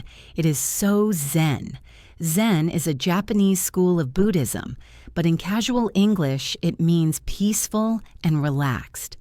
Let us discuss the vocabulary of fitness progress. When you start exercising, you might not see changes immediately. You might reach a plateau. A plateau is a state of little or no change following a period of activity or progress. You lose weight for a month and then you stop losing weight. You have hit a plateau. To break through a plateau, you need to change your routine. You need to shock your body. This does not mean using electricity, it means doing something unexpected so your body has to adapt. Adapt means to make something suitable for a new use or purpose, or to become adjusted to new conditions. Our bodies are amazing at adapting. That is why we need progressive overload. Progressive overload is the gradual increase of stress placed upon the body during exercise training. You lift 5 kilograms this week and 6 kilograms next week. That is progressive overload. Let's touch on the importance of hydration electrolytes. Water is great, but if you sweat a lot, you lose electrolytes. Electrolytes are minerals in your blood and other body fluids that carry an electric charge. Sodium, potassium, and magnesium are electrolytes. If you have a cramp, it might be because of low electrolytes. A cramp is a painful, involuntary contraction of a muscle. Runners often get leg cramps. Eating a banana, which is high in potassium, can help prevent cramps. Sports drinks often contain electrolytes, but they also contain a lot of sugar, so be careful. Coconut water is a natural alternative. Alternative means one of two or more available possibilities. Coconut water is a healthy alternative to soda. I want to talk about the power of visualization. Visualization is the formation of a mental image of something. Athletes use visualization to improve performance. They close their eyes and imagine winning the race. You can use visualization for your English. Close your eyes and imagine yourself speaking fluent English with a native speaker. Imagine you are confident and relaxed. This mental rehearsal helps your brain prepare for the real thing. Rehearsal is a practice or trial performance of a play or other work for later public performance. Life is a performance, in a way. We are rehearsing our skills. So visualize your success. It sounds like magic, but it is rooted in psychology. Let's discuss the concept of a cheat day. In the world of dieting, a cheat day is a day when you are allowed to break your diet rules and eat whatever you want. Some people love cheat days because it gives them a mental break. Others think it leads to binge eating. Binge eating is the consumption of large quantities of food in a short period of time, typically as part of an eating disorder. It is better to have a treat meal than a whole cheat day. A treat is an event or item that is out of the ordinary and gives great pleasure. A small ice cream is a treat. Eating 3 pizzas is a binge. Knowing the difference is part of having a healthy relationship with food. Relationship usually refers to connections between people, but you can have a relationship with food, money, or exercise. Is your relationship with food healthy or toxic? Toxic means poisonous, but we use it to describe anything very harmful or unpleasant. A toxic relationship is bad for you. We want a healthy, nurturing relationship with ourselves. Let us broaden our view to global health practices. Different cultures have different healthy habits. In Mediterranean countries, they have the Mediterranean diet, which is rich in olive oil and fish. It is considered one of the healthiest in the world. In Japan, they practice hara hachi bu, which means eat until you are 80% full. In Scandinavia, they practice hygge. Hygge is a quality of coziness and comfortable conviviality that engenders a feeling of contentment or well-being. It involves warm blankets, candles, and hot drinks. It is good for mental health during long winters. Learning about these cultural habits gives us new ideas for our own lives and provides great topics for conversation. You could ask a friend, "Have you heard of hygge?" It is a great icebreaker. An icebreaker is a thing that serves to relieve tension between people or start a conversation. Let us begin by discussing a concept that is becoming increasingly important in the modern world, which is emotional intelligence, or EQ. Emotional intelligence is the capacity to be aware of, control, and express one's emotions, and to handle interpersonal relationships judiciously and empathetically. That is a long definition, so let's break it down. It starts with self-awareness. Self-awareness is conscious knowledge of one's own character, feelings, motives, and desires. If you are angry, do you know why? Are you actually hungry or tired? We often use the funny word hangry to describe this. Hangry is a blend of hungry and angry. It is informal but very common. I am sorry I snapped at you, I was just hangry. To snap at someone means to speak to them in a sudden, angry way. Understanding your triggers is part of EQ. A trigger is something that causes a negative emotional reaction. Once you know your triggers, you can manage them. This is called self-regulation. Self-regulation is the ability to monitor and manage your energy states, emotions, thoughts, and behaviors. Instead of yelling, you might take a walk. Another huge part of emotional intelligence is empathy. Empathy is the ability to understand and share the feelings of another. It is different from sympathy. Sympathy is feeling pity for someone else's misfortune. Empathy is feeling with them. You might say, I can empathize with your situation. Developing empathy improves your social health because it strengthens your relationships. We often talk about toxic positivity. This is a relatively new term. Toxic positivity is the belief that no matter how dire or difficult a situation is, people should maintain a positive mindset. It is the good vibes only attitude. While being positive is good, ignoring negative feelings is unhealthy. It is okay not to be okay. Validating your feelings is healthy. To validate means to recognize or affirm the validity or worth of a person's feelings or opinions. You can say to a friend, "It is understandable that you feel sad." That is validation.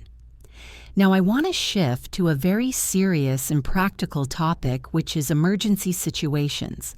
No one likes to think about accidents, but knowing the vocabulary could save a life. If you are in a critical situation, you might need to call an ambulance. An ambulance is a vehicle equipped for taking sick or injured people to and from the hospital, especially in emergencies. In the UK, you dial 999. In the US, you dial 911. When you call, the operator will ask for your location. The people who arrive in the ambulance are often paramedics. A paramedic is a person trained to give emergency medical care to people who are injured or ill, typically in a setting outside of a hospital. They might perform CPR. CPR stands for cardiopulmonary resuscitation. It is a medical procedure involving repeated compression of a patient's chest, attempting to restore the blood circulation and breathing of a person who has suffered cardiac arrest. You might also hear about the Heimlich maneuver. This is a first aid procedure used to treat upper airway obstructions by foreign objects. In simple terms, it is what you do if someone is choking. Choking happens when food gets stuck in your throat and you cannot breathe. Knowing these terms makes you a safer traveler and resident. When you arrive at the hospital in an emergency, you go to the ER or A&E. ER stands for emergency room, which is common in American English. A&E stands for accident and emergency, which is British English. There you might undergo triage. Triage is the process of determining the priority of patients' treatments based on the severity of their condition. If you have a life-threatening injury, you are seen first. If you have a minor cut, you might have to wait. Life-threatening means capable of causing death. While waiting, you might be asked for your medical history. This includes past surgeries, allergies, and chronic conditions. A chronic condition is a human health condition or disease that is persistent or otherwise long-lasting in its effects, like diabetes or asthma. An acute condition appears suddenly like a broken leg. Knowing the difference between chronic and acute is very useful medical vocabulary. Let's lighten the mood and talk about sports. Engaging in sports is a fantastic, healthy habit. Let's look at football or soccer. In most of the world, it is called football, but in the U.S., it is soccer. The game is played on a pitch or a field. The person who enforces the rules is the referee, or the ref. If a player breaks a rule, it is a foul. A foul is an unfair or invalid stroke or piece of play. If the foul is bad, the player might get a yellow card or a red card. If you are watching a game, you are a spectator. A spectator is a person who watches at a show, game, or other event. The atmosphere in a stadium can be electric. Electric here means full of excitement. You might root for a team. To root for means to support or cheer for. I am rooting for Manchester United. Try saying that. I am rooting for my home team. Excellent. Now let's look at tennis. Tennis is played on a court. You use a racket to hit a ball over a net. The game starts with a serve.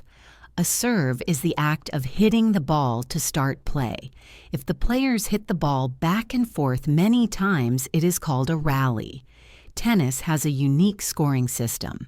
0 is called love. So if the score is 15-0, the announcer says 15-love. It is quite poetic. If the score is 40-40, it is called deuce. Tennis is an individual sport, which means you rely only on yourself. This builds mental toughness. Mental toughness is a measure of individual resilience and confidence that may predict success in sport, education, and the workplace. You have to stay focused even when you are losing. Another popular activity is running or jogging. We discussed this briefly, but let's go deeper. Runners often talk about their pace. Pace is the speed at which someone or something moves. They might say, I am running a 5-minute kilometer. They also talk about their PB or PR. PB stands for personal best. PR stands for personal record. I beat my PB today. This means they ran faster than they ever have before. Runners can experience a runner's high. This is a feeling of euphoria that is experienced by some individuals during or following prolonged exercise. It is caused by endorphins. Endorphins are chemicals produced by the body to relieve stress and pain. It is a natural drug. That is why running can be addictive in a good way. However, runners must be careful of shin splints. Shin splints refers to acute pain in the shin and lower leg caused by prolonged running, typically on hard surfaces. To prevent this, you need good footwear. Footwear refers to shoes. Investing in quality footwear is a must for runners. Let's transition to the future of health and technology. We are living in the age of the quantified self. The quantified self is a movement to incorporate technology into data acquisition on aspects of a person's daily life in terms of inputs like food or air quality, states like mood or arousal, and performance. This is mostly done through wearables. Wearables or wearable technology are smart electronic devices that can be worn on the body as implants or accessories. The most common is the smartwatch or fitness tracker. These devices track your steps, your heart rate, and your sleep quality. They count your steps. The goal for many is 10,000 steps a day. They also measure your HRV or heart rate variability. A high HRV is generally a sign of good health. Discussing tech allows you to use words like sync, track, and monitor. I need to sync my watch with my phone. To sync or synchronize means to cause to occur or operate at the same time or rate. Another tech trend is telehealth or telemedicine. Telehealth involves the distribution of health-related services and information via electronic information and telecommunication technologies. Instead of driving to the doctor, you have a video call. This is very convenient. Convenient means fitting in well with a person's needs, activities, and plans. It saves time. However, some people feel it lacks the personal touch. The personal touch refers to the human element of care. Can a doctor really diagnose you through a screen? It is a topic of debate. A debate is a formal discussion on a particular topic in a public meeting or legislative assembly in which opposing arguments are put forward. You could have a debate with your friends about this. Do you prefer telehealth or in-person visits? This is a great conversation starter. Let's discuss environmental factors specifically related to the seasons. Our health changes with the weather. In winter, some people suffer from SAD, which stands for Seasonal Affective Disorder. This is a type of depression that is related to changes in seasons. It usually happens in winter when there is less sunlight. To combat SAD, people use light therapy boxes. In spring, many people suffer from allergies due to pollen. Pollen is a fine, powdery substance, typically yellow, consisting of microscopic grains discharged from the male part of a flower. The pollen count is a measure of the amount of pollen in the air. If the pollen count is high, you might get hay fever. Hay fever is an allergy caused by pollen or dust, in which the mucous membranes of the eyes and nose become itchy and inflamed. You might sneeze and have itchy eyes. I have terrible hay fever this year. This is a very common complaint in spring. We also need to consider the social aspect of health known as peer pressure. Peer pressure is influence from members of one's peer group. We usually think of it as negative, like friends pressuring you to smoke. But it can be positive. If all your friends go hiking, you will probably go hiking too. This is called positive reinforcement. Positive reinforcement involves the addition of a reinforcing stimulus, following a behavior that makes it more likely that the behavior will occur again in the future. Surrounding yourself with healthy people is a strategy. There is a famous quote that says, "You are the average of the 5 people you spend the most time with." If your 5 best friends are healthy, you will likely be healthy. If they are fluent in English, you will likely become fluent too. This is why joining a community is so powerful. A community is a group of people living in the same place or having a particular characteristic in common. You are part of the English in Advance community now. Let's weave in a grammar lesson on conditionals because they are very useful for talking about health consequences. The first conditional is used for real possibilities. The structure is if plus present simple, then will plus verb. For example, if I exercise, I will feel better. This is a realistic prediction. Try making one. If I eat vegetables, I will be healthy. Go ahead. If I eat vegetables, I will be healthy. Great. The second conditional is for hypothetical situations. The structure is if plus past simple, then would plus verb. If I had more time, I would go to the gym. This implies I do not have time, so I do not go. It is an excuse. We often use this to talk about things we wish we could do. If I were you, I would stop smoking. This is a classic way to give advice using the second conditional. If I were you, I would drink more water. Try giving advice to a friend using this structure. If I were you, I would sleep more. Excellent. Let us talk about the concept of energy management. We often talk about time management, but energy management is just as important. You might have time to exercise, but do you have the energy? Our energy fluctuates throughout the day. Fluctuate means to rise and fall irregularly in number or amount. Some people are morning larks. A morning lark is a person who wakes up early and is most active in the morning. Others are night owls. A night owl is a person who is habitually active or wakeful at night. Knowing your chronotype helps you plan your day. Chronotype is a person's natural inclination with regard to the times of day when they prefer to sleep or when they are most alert. If you are a night owl, do not try to work out at 5 a.m. You will be miserable. Miserable means wretchedly unhappy or uncomfortable. Work with your biology, not against it. Let's explore the vocabulary of relaxation techniques beyond meditation.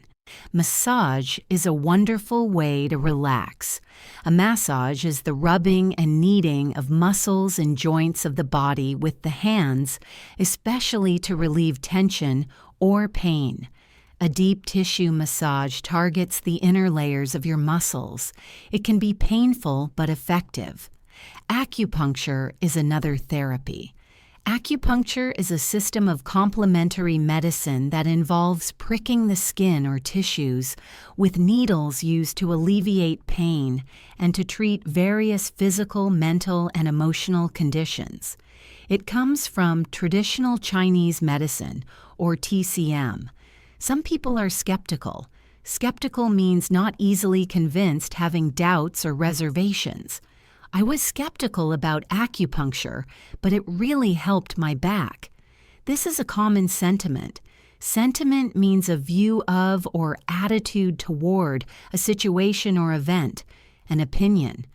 We should also discuss the importance of posture in the digital age. We mentioned slouching, but let's talk about tech neck. Tech neck is a repetitive strain injury caused by looking down at a screen for too long. The head is heavy. When you look down, you increase the pressure on your neck. To prevent tech neck, you should hold your phone at eye level. Eye level means at the same height as your eyes. It looks a bit funny, but your neck will thank you. We also have text thumb. This is pain in the thumb from texting too much. These are modern ailments. An ailment is an illness, typically a minor one. Our ancestors did not have tech neck, but they had other ailments. Let's talk about the role of supplements. A supplement is something that completes or enhances something else when added to it. Dietary supplements like vitamins, minerals, and protein powders are very popular. However, they should not replace real food. Real food is always better because of bioavailability. Bioavailability refers to the proportion of a drug or other substance which enters the circulation when introduced into the body, and so is able to have an active effect. Nutrients from an orange are more bioavailable than vitamin C from a pill, but sometimes we are deficient. Deficient means not having enough of a specified quality or ingredient. If you are iron deficient, you might be anemic. Anemia is a condition marked by a deficiency of red blood cells or of hemoglobin in the blood, resulting in pallor and weariness. Pallor means an unhealthy, pale appearance. If you look pale, people might ask, "Are you feeling okay?" You look a bit pale. Let us touch on the concept of holistic dentistry. We talked about brushing, but holistic dentists look at how oral health connects to the whole body. For example, gum disease has been linked to heart disease. Everything is connected. Connected means brought together or into contact, so that a real or notional link is established. This brings us back to the word system. The body is a system. If one part fails, the whole system struggles. This is why a holistic approach is so logical. Logical means of or according to the rules of logic or formal argument. It makes sense. I want to introduce some idioms related to health and life. We often say fit as a fiddle. This means to be in very good health. My grandfather is 80, but he is fit as a fiddle. Another one is alive and kicking. This means prevalent and very active. Despite the rumors, I am alive and kicking, or a clean bill of health. This is a declaration by a doctor that someone is healthy. I went to the doctor and got a clean bill of health. These idioms add color to your language. Color here means interest or vividness. Using idioms shows you have a high level of fluency because idioms are often cultural and cannot be translated literally. Let's talk about the psychology of reward. When we do something good, our brain releases dopamine. Dopamine is a compound present in the body as a neurotransmitter and a precursor of other substances, including epinephrine. It is the feel-good chemical. We can hack this system. If you finish your workout, give yourself a small reward. Maybe watch an episode of your favorite show. This connects the hard work with a positive feeling. Eventually, the workout itself becomes the reward. This is called intrinsic motivation. Intrinsic motivation refers to behavior that is driven by internal rewards. You do it because it feels good, not because you have to. Extrinsic motivation is doing it for an external reward like losing weight or winning a prize. Intrinsic motivation is usually stronger in the long run. In the long run means over or after a long period of time. Eventually. We should also address the topic of financial health because it impacts our stress levels. Financial health is a term used to describe the state of one's personal monetary affairs. If you are in debt, you are likely stressed. Debt is something, typically money, that is owed or due. Creating a budget is a healthy habit. A budget is an estimate of income and expenditure for a set period of time. Sticking to a budget requires discipline just like a diet. You might say, I am on a strict budget this month. It is very similar to saying, I am on a strict diet. Both require saying no to things you want in the moment for a better future. Let's look at the vocabulary of relaxation retreats. A retreat is a quiet or secluded place in which one can rest and relax. You might go on a yoga retreat or a wellness retreat. These are vacations focused on health. You might go to a spa. A spa is a commercial establishment offering health and beauty treatment through such means as steam baths, exercise equipment, and massage. A spa day is a popular way to de-stress. De-stress means to reduce the level of stress. I need a spa day to de-stress. At a spa, you might sit in a sauna. A sauna is a small room used as a hot air or steam bath for cleaning and refreshing the body. It causes you to sweat profusely. Profusely means to a great degree, in large amounts. Sweating is said to release toxins. Toxins are antigenic poisons or venom of plant or animal origin, especially one produced by or derived from microorganisms and causing disease when present at low concentration in the body.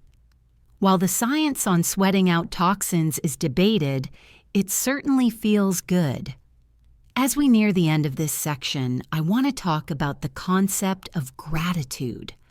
Gratitude is the quality of being thankful, readiness to show appreciation for, and to return kindness. Keeping a gratitude journal is a proven healthy habit.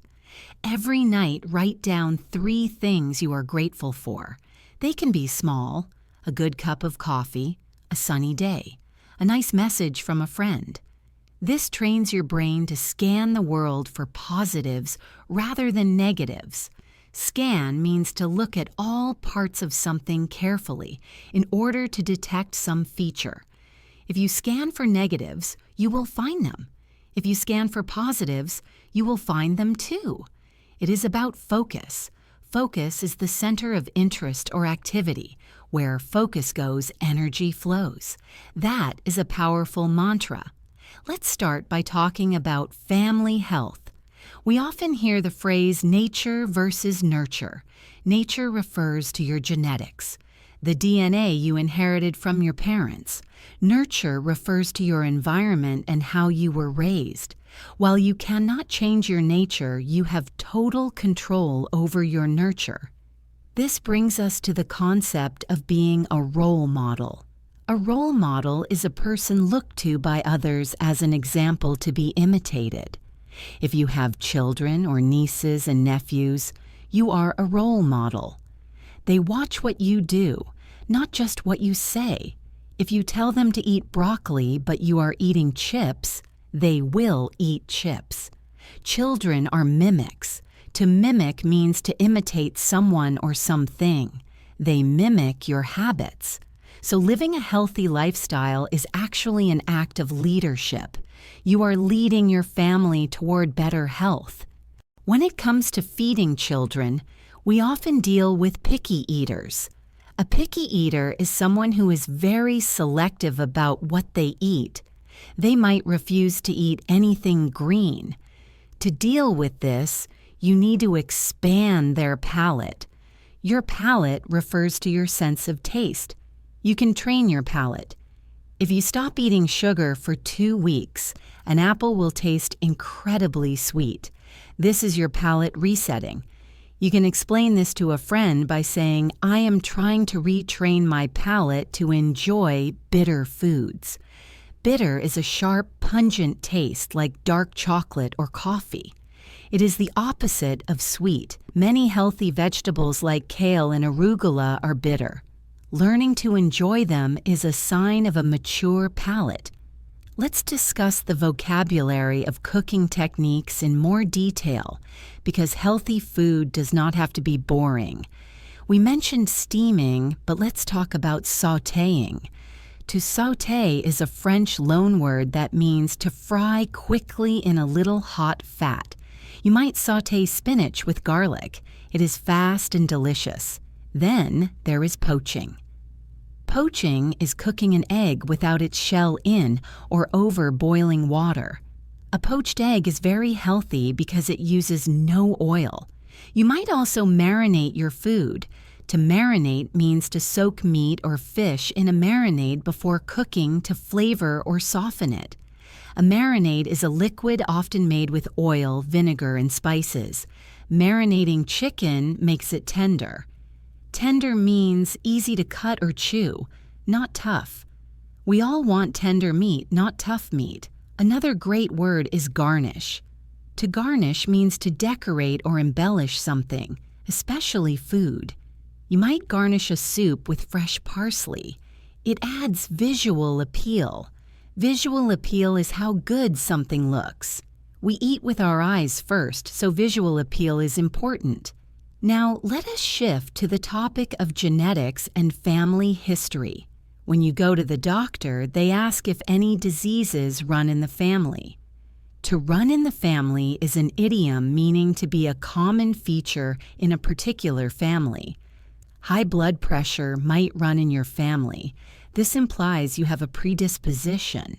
A predisposition is a liability or tendency to suffer from a particular condition. However, there is a new field of study called epigenetics. Epigenetics is the study of changes in organisms caused by modification of gene expression rather than alteration of the genetic code itself. In simple English, it means your lifestyle can turn your genes on or off. Just because you have a gene for a disease does not mean you will get it. Your habits can protect you. This is a very empowering thought. Empowering means making someone stronger and more confident. You are not a victim of your genes. You are the driver of your health. Let's talk about the blue zones.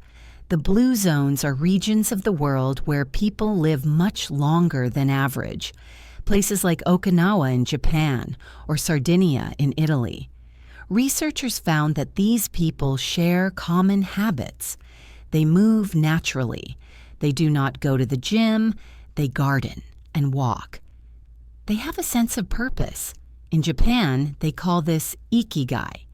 Ikigai is a Japanese concept referring to something that gives a person a sense of purpose, a reason for living. Do you have an ikigai? Maybe it is your job, your family, or learning English. Having a reason to wake up in the morning adds years to your life.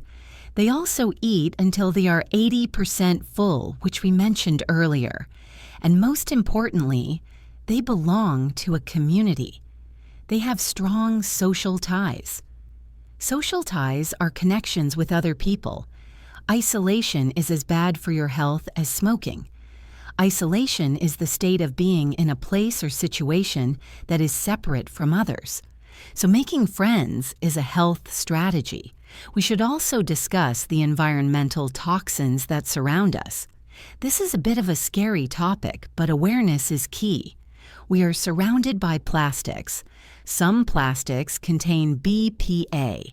BPA stands for bisphenol A, an industrial chemical. It is an endocrine disruptor. An endocrine disruptor is a chemical that interferes with the body's endocrine system, specifically hormones. To avoid this, you can use glass or stainless steel containers. We also hear about microplastics. Microplastics are extremely small pieces of plastic debris in the environment resulting from the disposal and breakdown of consumer products and industrial waste. They are in the water and the soil. To minimize your exposure, you can use a water filter. A filter is a porous device for removing impurities. Filtering your water is a simple habit. You might say, I use a water filter to remove contaminants. Contaminants are polluting or poisonous substances that make something impure. Let's pivot to the psychology of change. Psychologists have a model called the stages of change. The first stage is pre-contemplation. This is when you are not even thinking about changing. You are in denial. Denial is the action of declaring something to be untrue or the refusal to accept a painful reality. You might say, I do not need to exercise. I am fine.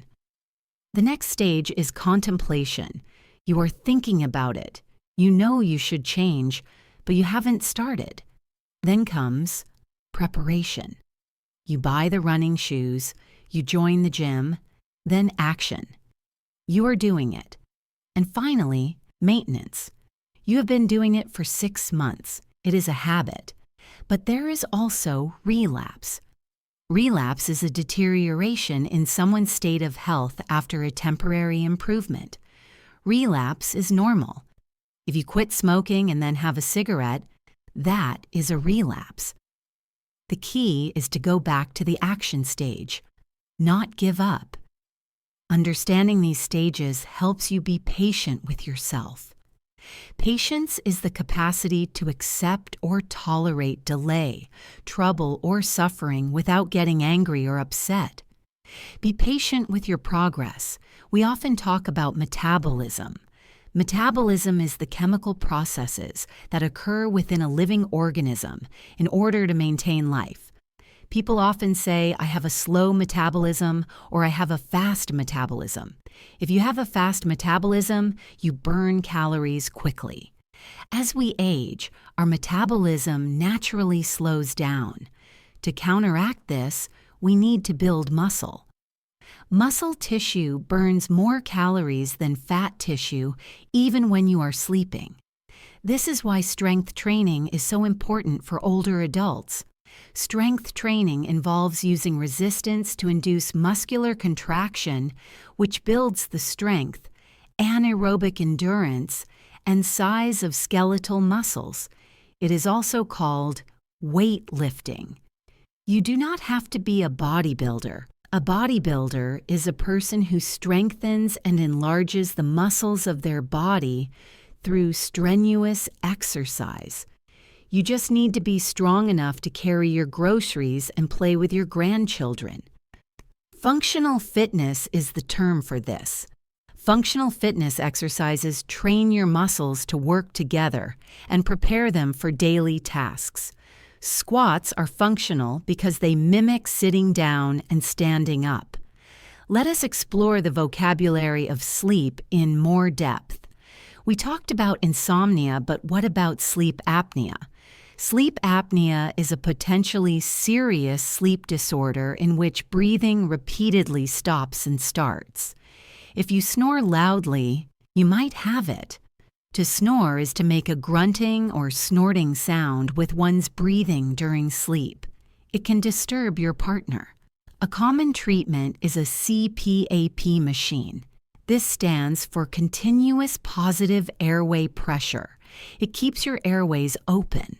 Another sleep issue is night owls versus early birds, which we touched on. But have you heard of a power nap? A power nap is a short sleep which terminates before the occurrence of deep sleep, intended to quickly revitalize the subject. A 20-minute nap can make you more alert. Alert means quick to notice any unusual and potentially dangerous or difficult circumstances. Drivers need to be alert. Students need to be alert.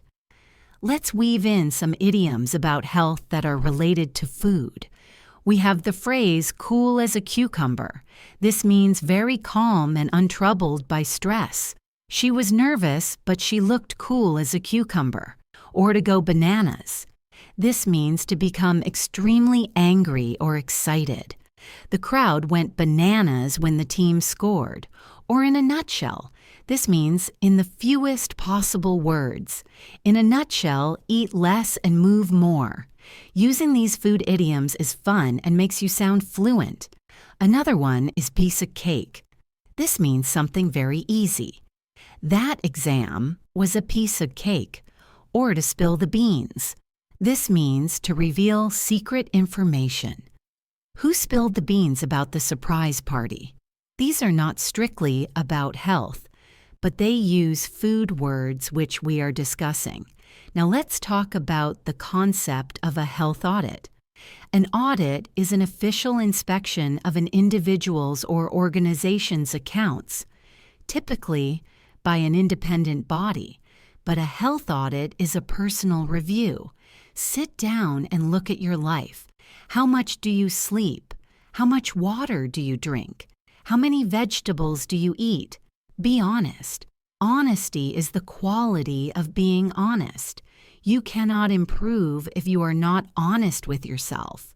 Once you have your data, you can make a plan. A plan is a detailed proposal for doing or achieving something. We often fail because we fail to plan. There is a saying, if you fail to plan, you plan to fail. This is a very famous quote in the self-improvement world. Memorize it. If you fail to plan, you plan to fail. It uses a play on words to make a strong point. Let us discuss the immune system again, specifically inflammation. Inflammation is a localized physical condition in which part of the body becomes reddened, swollen, hot, and often painful, especially as a reaction to injury or infection. Acute inflammation is good. It heals a cut. But chronic inflammation is bad. It is linked to heart disease and cancer. To reduce inflammation, you should eat anti-inflammatory foods like turmeric, ginger, and fatty fish. Turmeric is a bright yellow aromatic powder obtained from the rhizome of a plant of the ginger family, used for flavoring and coloring in Asian cooking. It contains curcumin. Curcumin is the active ingredient that fights inflammation. You might make a turmeric latte, often called golden milk. This is a very trendy, healthy drink. We should also talk about the importance of hydration for the brain. The brain is mostly water. If you are dehydrated, you might get brain fog. Brain fog is a term used to describe feelings of confusion, forgetfulness, and lack of focus and mental clarity. If you cannot concentrate on your English studies, drink a glass of water. It might clear the fog. Clarity is the quality of being clear, in particular, coherence and intelligibility. We want mental clarity. We also want emotional clarity. Knowing how you feel is just as important as knowing what you think. Let's look at the vocabulary of alternative medicine. We mentioned acupuncture. But what about chiropractic? Chiropractic is a system of complementary medicine based on the diagnosis and manipulative treatment of misalignments of the joints, especially those of the spinal column. A chiropractor cracks your back. Some people swear by it. To swear by something means to have great confidence in its effectiveness. I swear by ginger tea for colds. Do you have a home remedy you swear by? Maybe it is chicken soup. Chicken soup is often called Jewish penicillin because it is so effective at making people feel better.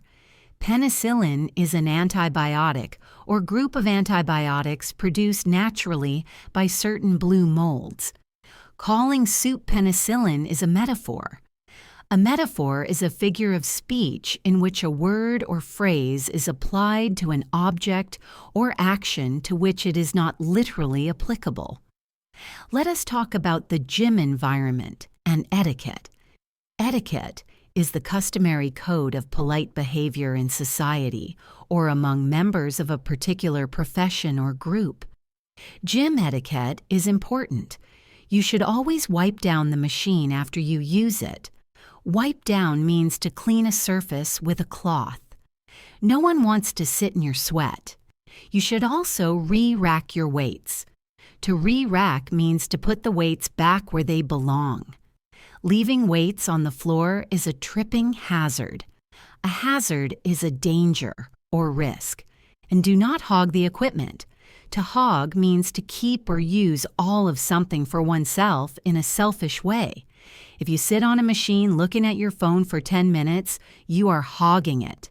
Be considerate. Considerate means careful not to cause inconvenience or hurt to others. We are building a massive vocabulary list here. Let's review some of the adjectives we have learned. Sedentary, beneficial, nutritious, holistic, chronic, acute, inflammatory, cognitive, resilient. These are academic words. If you use them in an IELTS or TOEFL exam, you will get a high score. But more importantly, they allow you to express complex ideas. You are not just saying, exercise is good. You are saying physical activity is beneficial for cognitive health. See the difference? One is simple. The one is advanced. You are becoming an advanced speaker. Let's talk about the concept of intuitive movement. Similar to intuitive eating, intuitive movement means moving your body in a way that feels good today. Maybe you plan to run, but your knees hurt, so you swim instead. This is listening to your body. It prevents burnout and injury. It fosters a long-term relationship with exercise. To foster means to encourage or promote the development of something. We want to foster a love for movement. Exercise should be a celebration of what your body can do, not a punishment for what you ate. That is a powerful mindset shift. A shift is a slight change in position, direction, or tendency. We need a mindset shift from punishment to celebration. Let us discuss the role of technology in food. We have plant-based meats now. These are food products made from plants that are designed to taste and look like meat. They are popular with vegans and vegetarians. A vegan is a person who does not eat or use animal products. A vegetarian avoids meat but might eat eggs and dairy. A pescatarian eats fish but not other meat. A flexitarian is mostly vegetarian but occasionally eats meat. This is a new word blending flexible and vegetarian. Are you a flexitarian? It is a very sustainable way to eat. Sustainable means able to be maintained at a certain rate or level, often used in relation to the environment. Eating less meat is sustainable for the planet because meat production uses a lot of water and land. We should also touch upon the concept of fasting.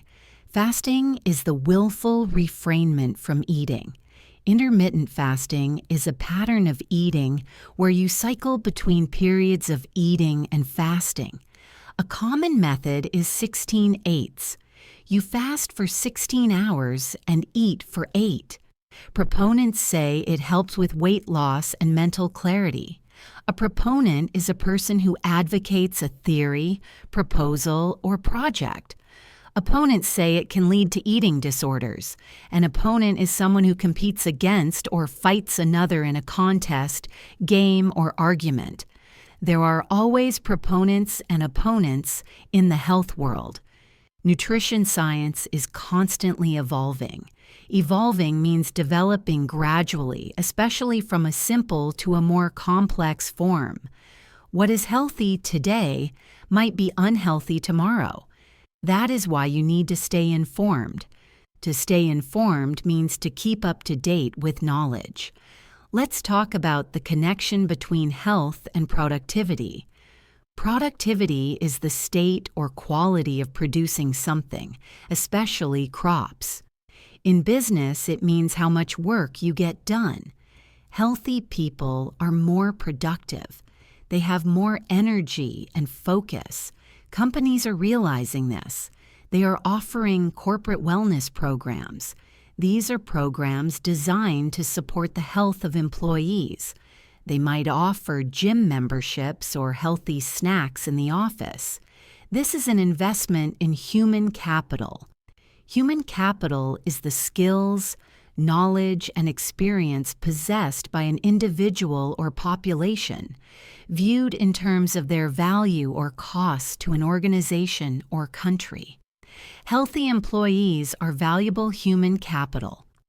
We are nearing the end of this section, and I want to bring up the topic of self-compassion.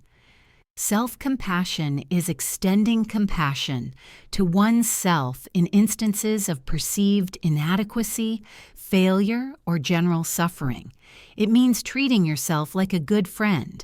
If your friend missed a workout, would you yell at them? No. You would say, "It is okay. Try again tomorrow." So why do you yell at yourself? Be kind to yourself. Kindness is a strength, not a weakness. Research shows that self-compassion leads to better habit maintenance than self-criticism. Criticism is the expression of disapproval of someone or something based on perceived faults or mistakes. Criticism creates stress. Compassion creates safety. As we wrap up this part, I want to give you a challenge for the next section. I want you to think about your why. Why do you want to be healthy? Is it to see your children grow up? Is it to travel the world? Is it to feel confident? Your why is your anchor. An anchor is a heavy object attached to a rope or chain and used to moor a vessel to the sea bottom.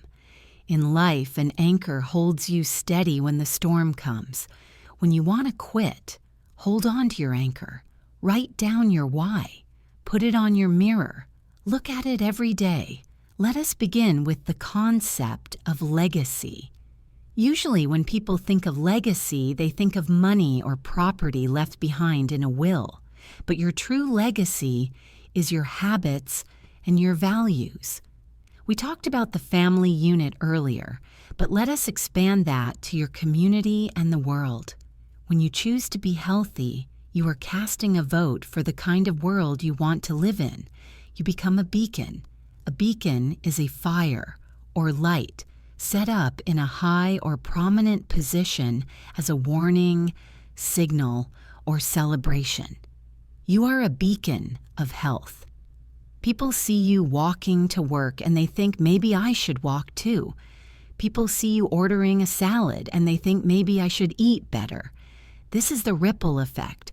A ripple is a small wave or series of waves on the surface of water, especially as caused by a dropping object.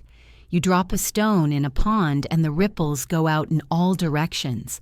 Your choices are the stone. The impact on others is the ripple. You might never know who you inspired, but you are inspiring people. That is a powerful thought. You are an influencer even if you are not on social media. Let us revisit the idea of holistic health one last time to cement it in your mind. To cement means to fix or establish something firmly. We want to cement this knowledge. We've learned that you cannot separate the mind from the body. Stress in the mind causes inflammation in the body. Poor food in the body causes fog in the mind. It is a closed loop.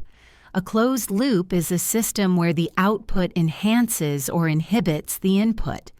Positive habits create a positive feedback loop. You exercise so you sleep better. You sleep better so you have energy to cook. You cook healthy food so you feel good. You feel good so you exercise. It is a virtuous cycle. Virtuous means having or showing high moral standards, but here it means a recurring cycle of events, the result of which is to increase the beneficial effect. The opposite is a vicious cycle. You are tired, so you eat sugar. Sugar makes you crash. You skip the gym. You feel bad. You eat more sugar. Breaking the vicious cycle and starting a virtuous one is the hardest part. But you have the tools now. You have the vocabulary of change.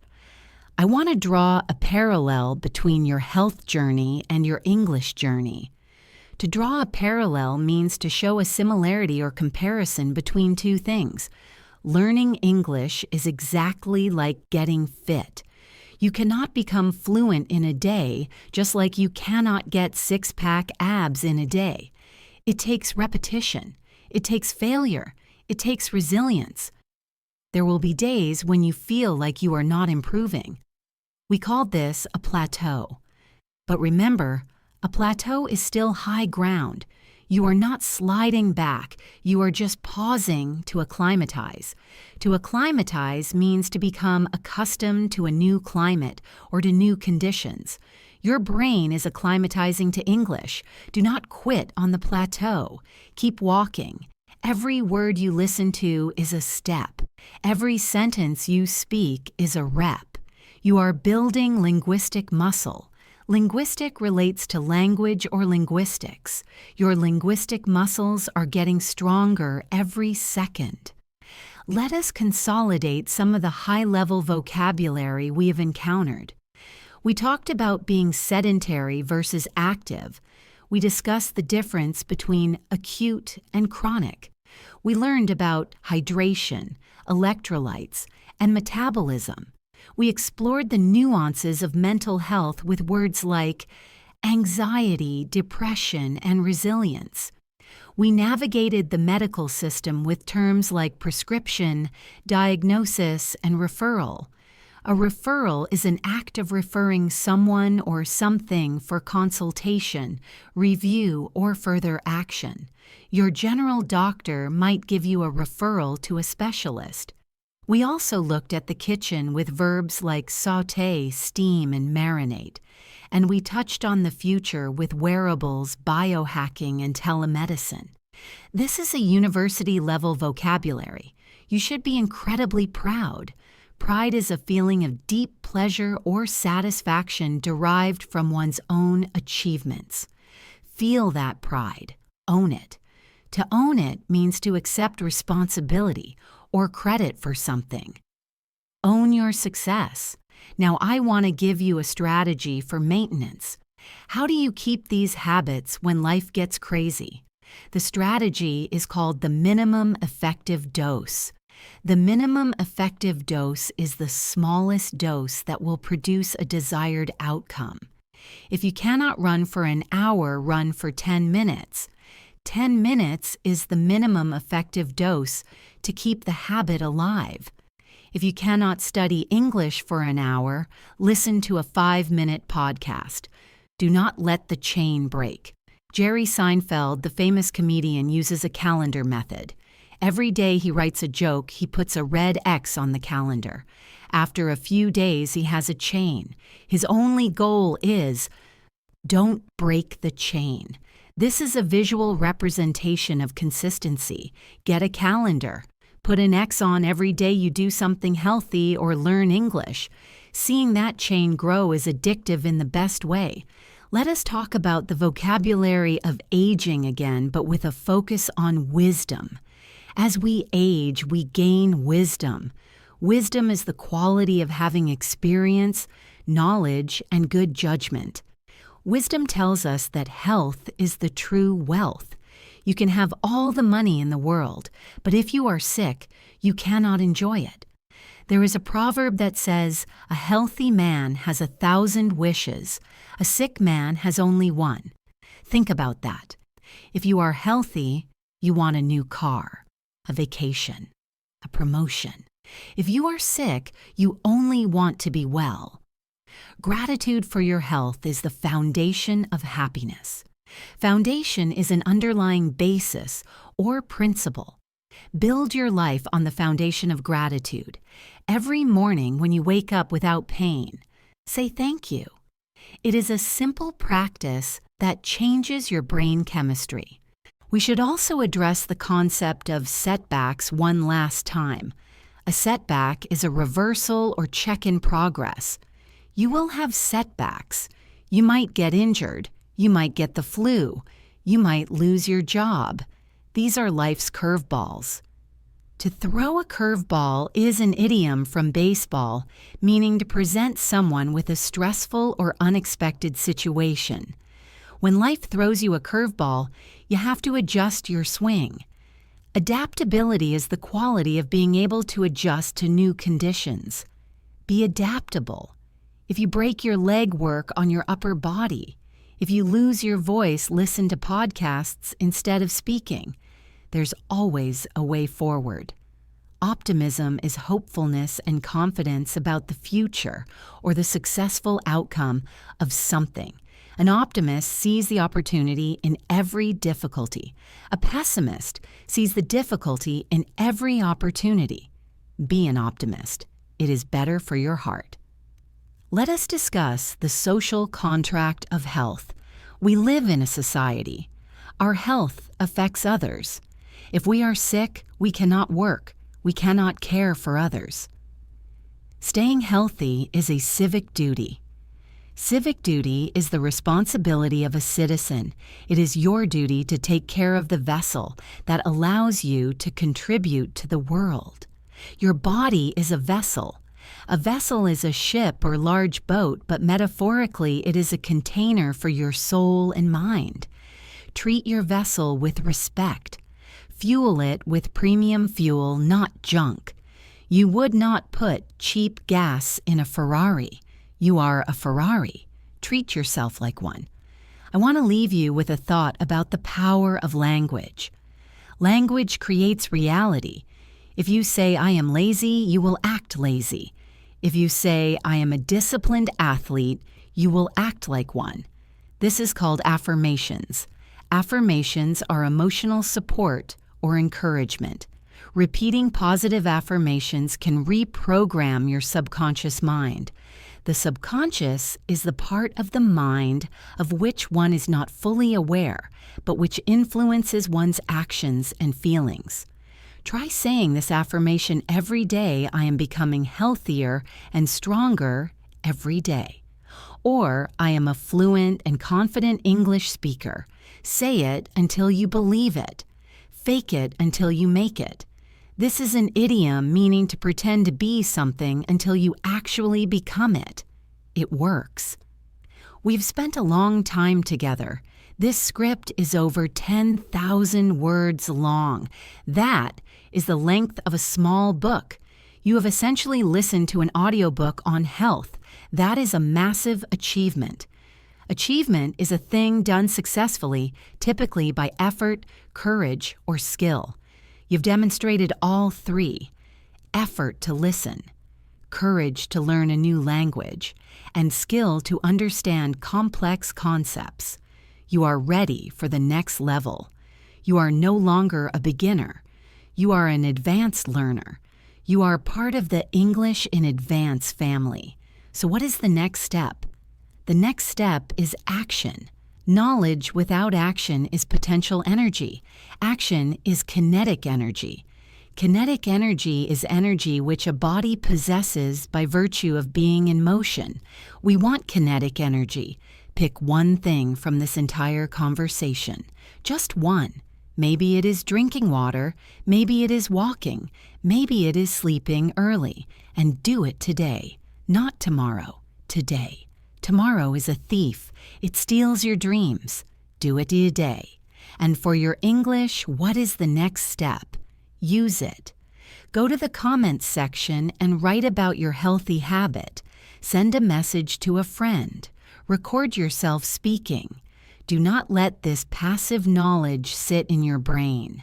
Make it active. Activate your vocabulary. To activate means to make something active or operative. Activate your English. If you have enjoyed this deep dive into healthy habits and you want to continue improving your fluency with me, please make sure you are subscribed to the channel. Subscribing is the best way to support us and ensure you never miss a lesson. We have so many more topics to cover: business English, travel English, relationship vocabulary, science, history. The world is our classroom. And if you found this valuable, please share it with a friend. Maybe you have a workout buddy who is also learning English. Share this with them. Grow together. Thank you from the bottom of my heart for listening. I know time is precious. Precious means of great value, not to be wasted. Thank you for spending your precious time with me. I hope you feel inspired. I hope you feel educated. And I hope you feel healthy. Remember, health is not a destination, it is a vehicle. It is the vehicle that carries you through your beautiful life. Take care of it. Until next time, this is Jessica from English in Advance, signing off. Keep learning, keep moving, and keep smiling. I will see you in the next video. Goodbye for now.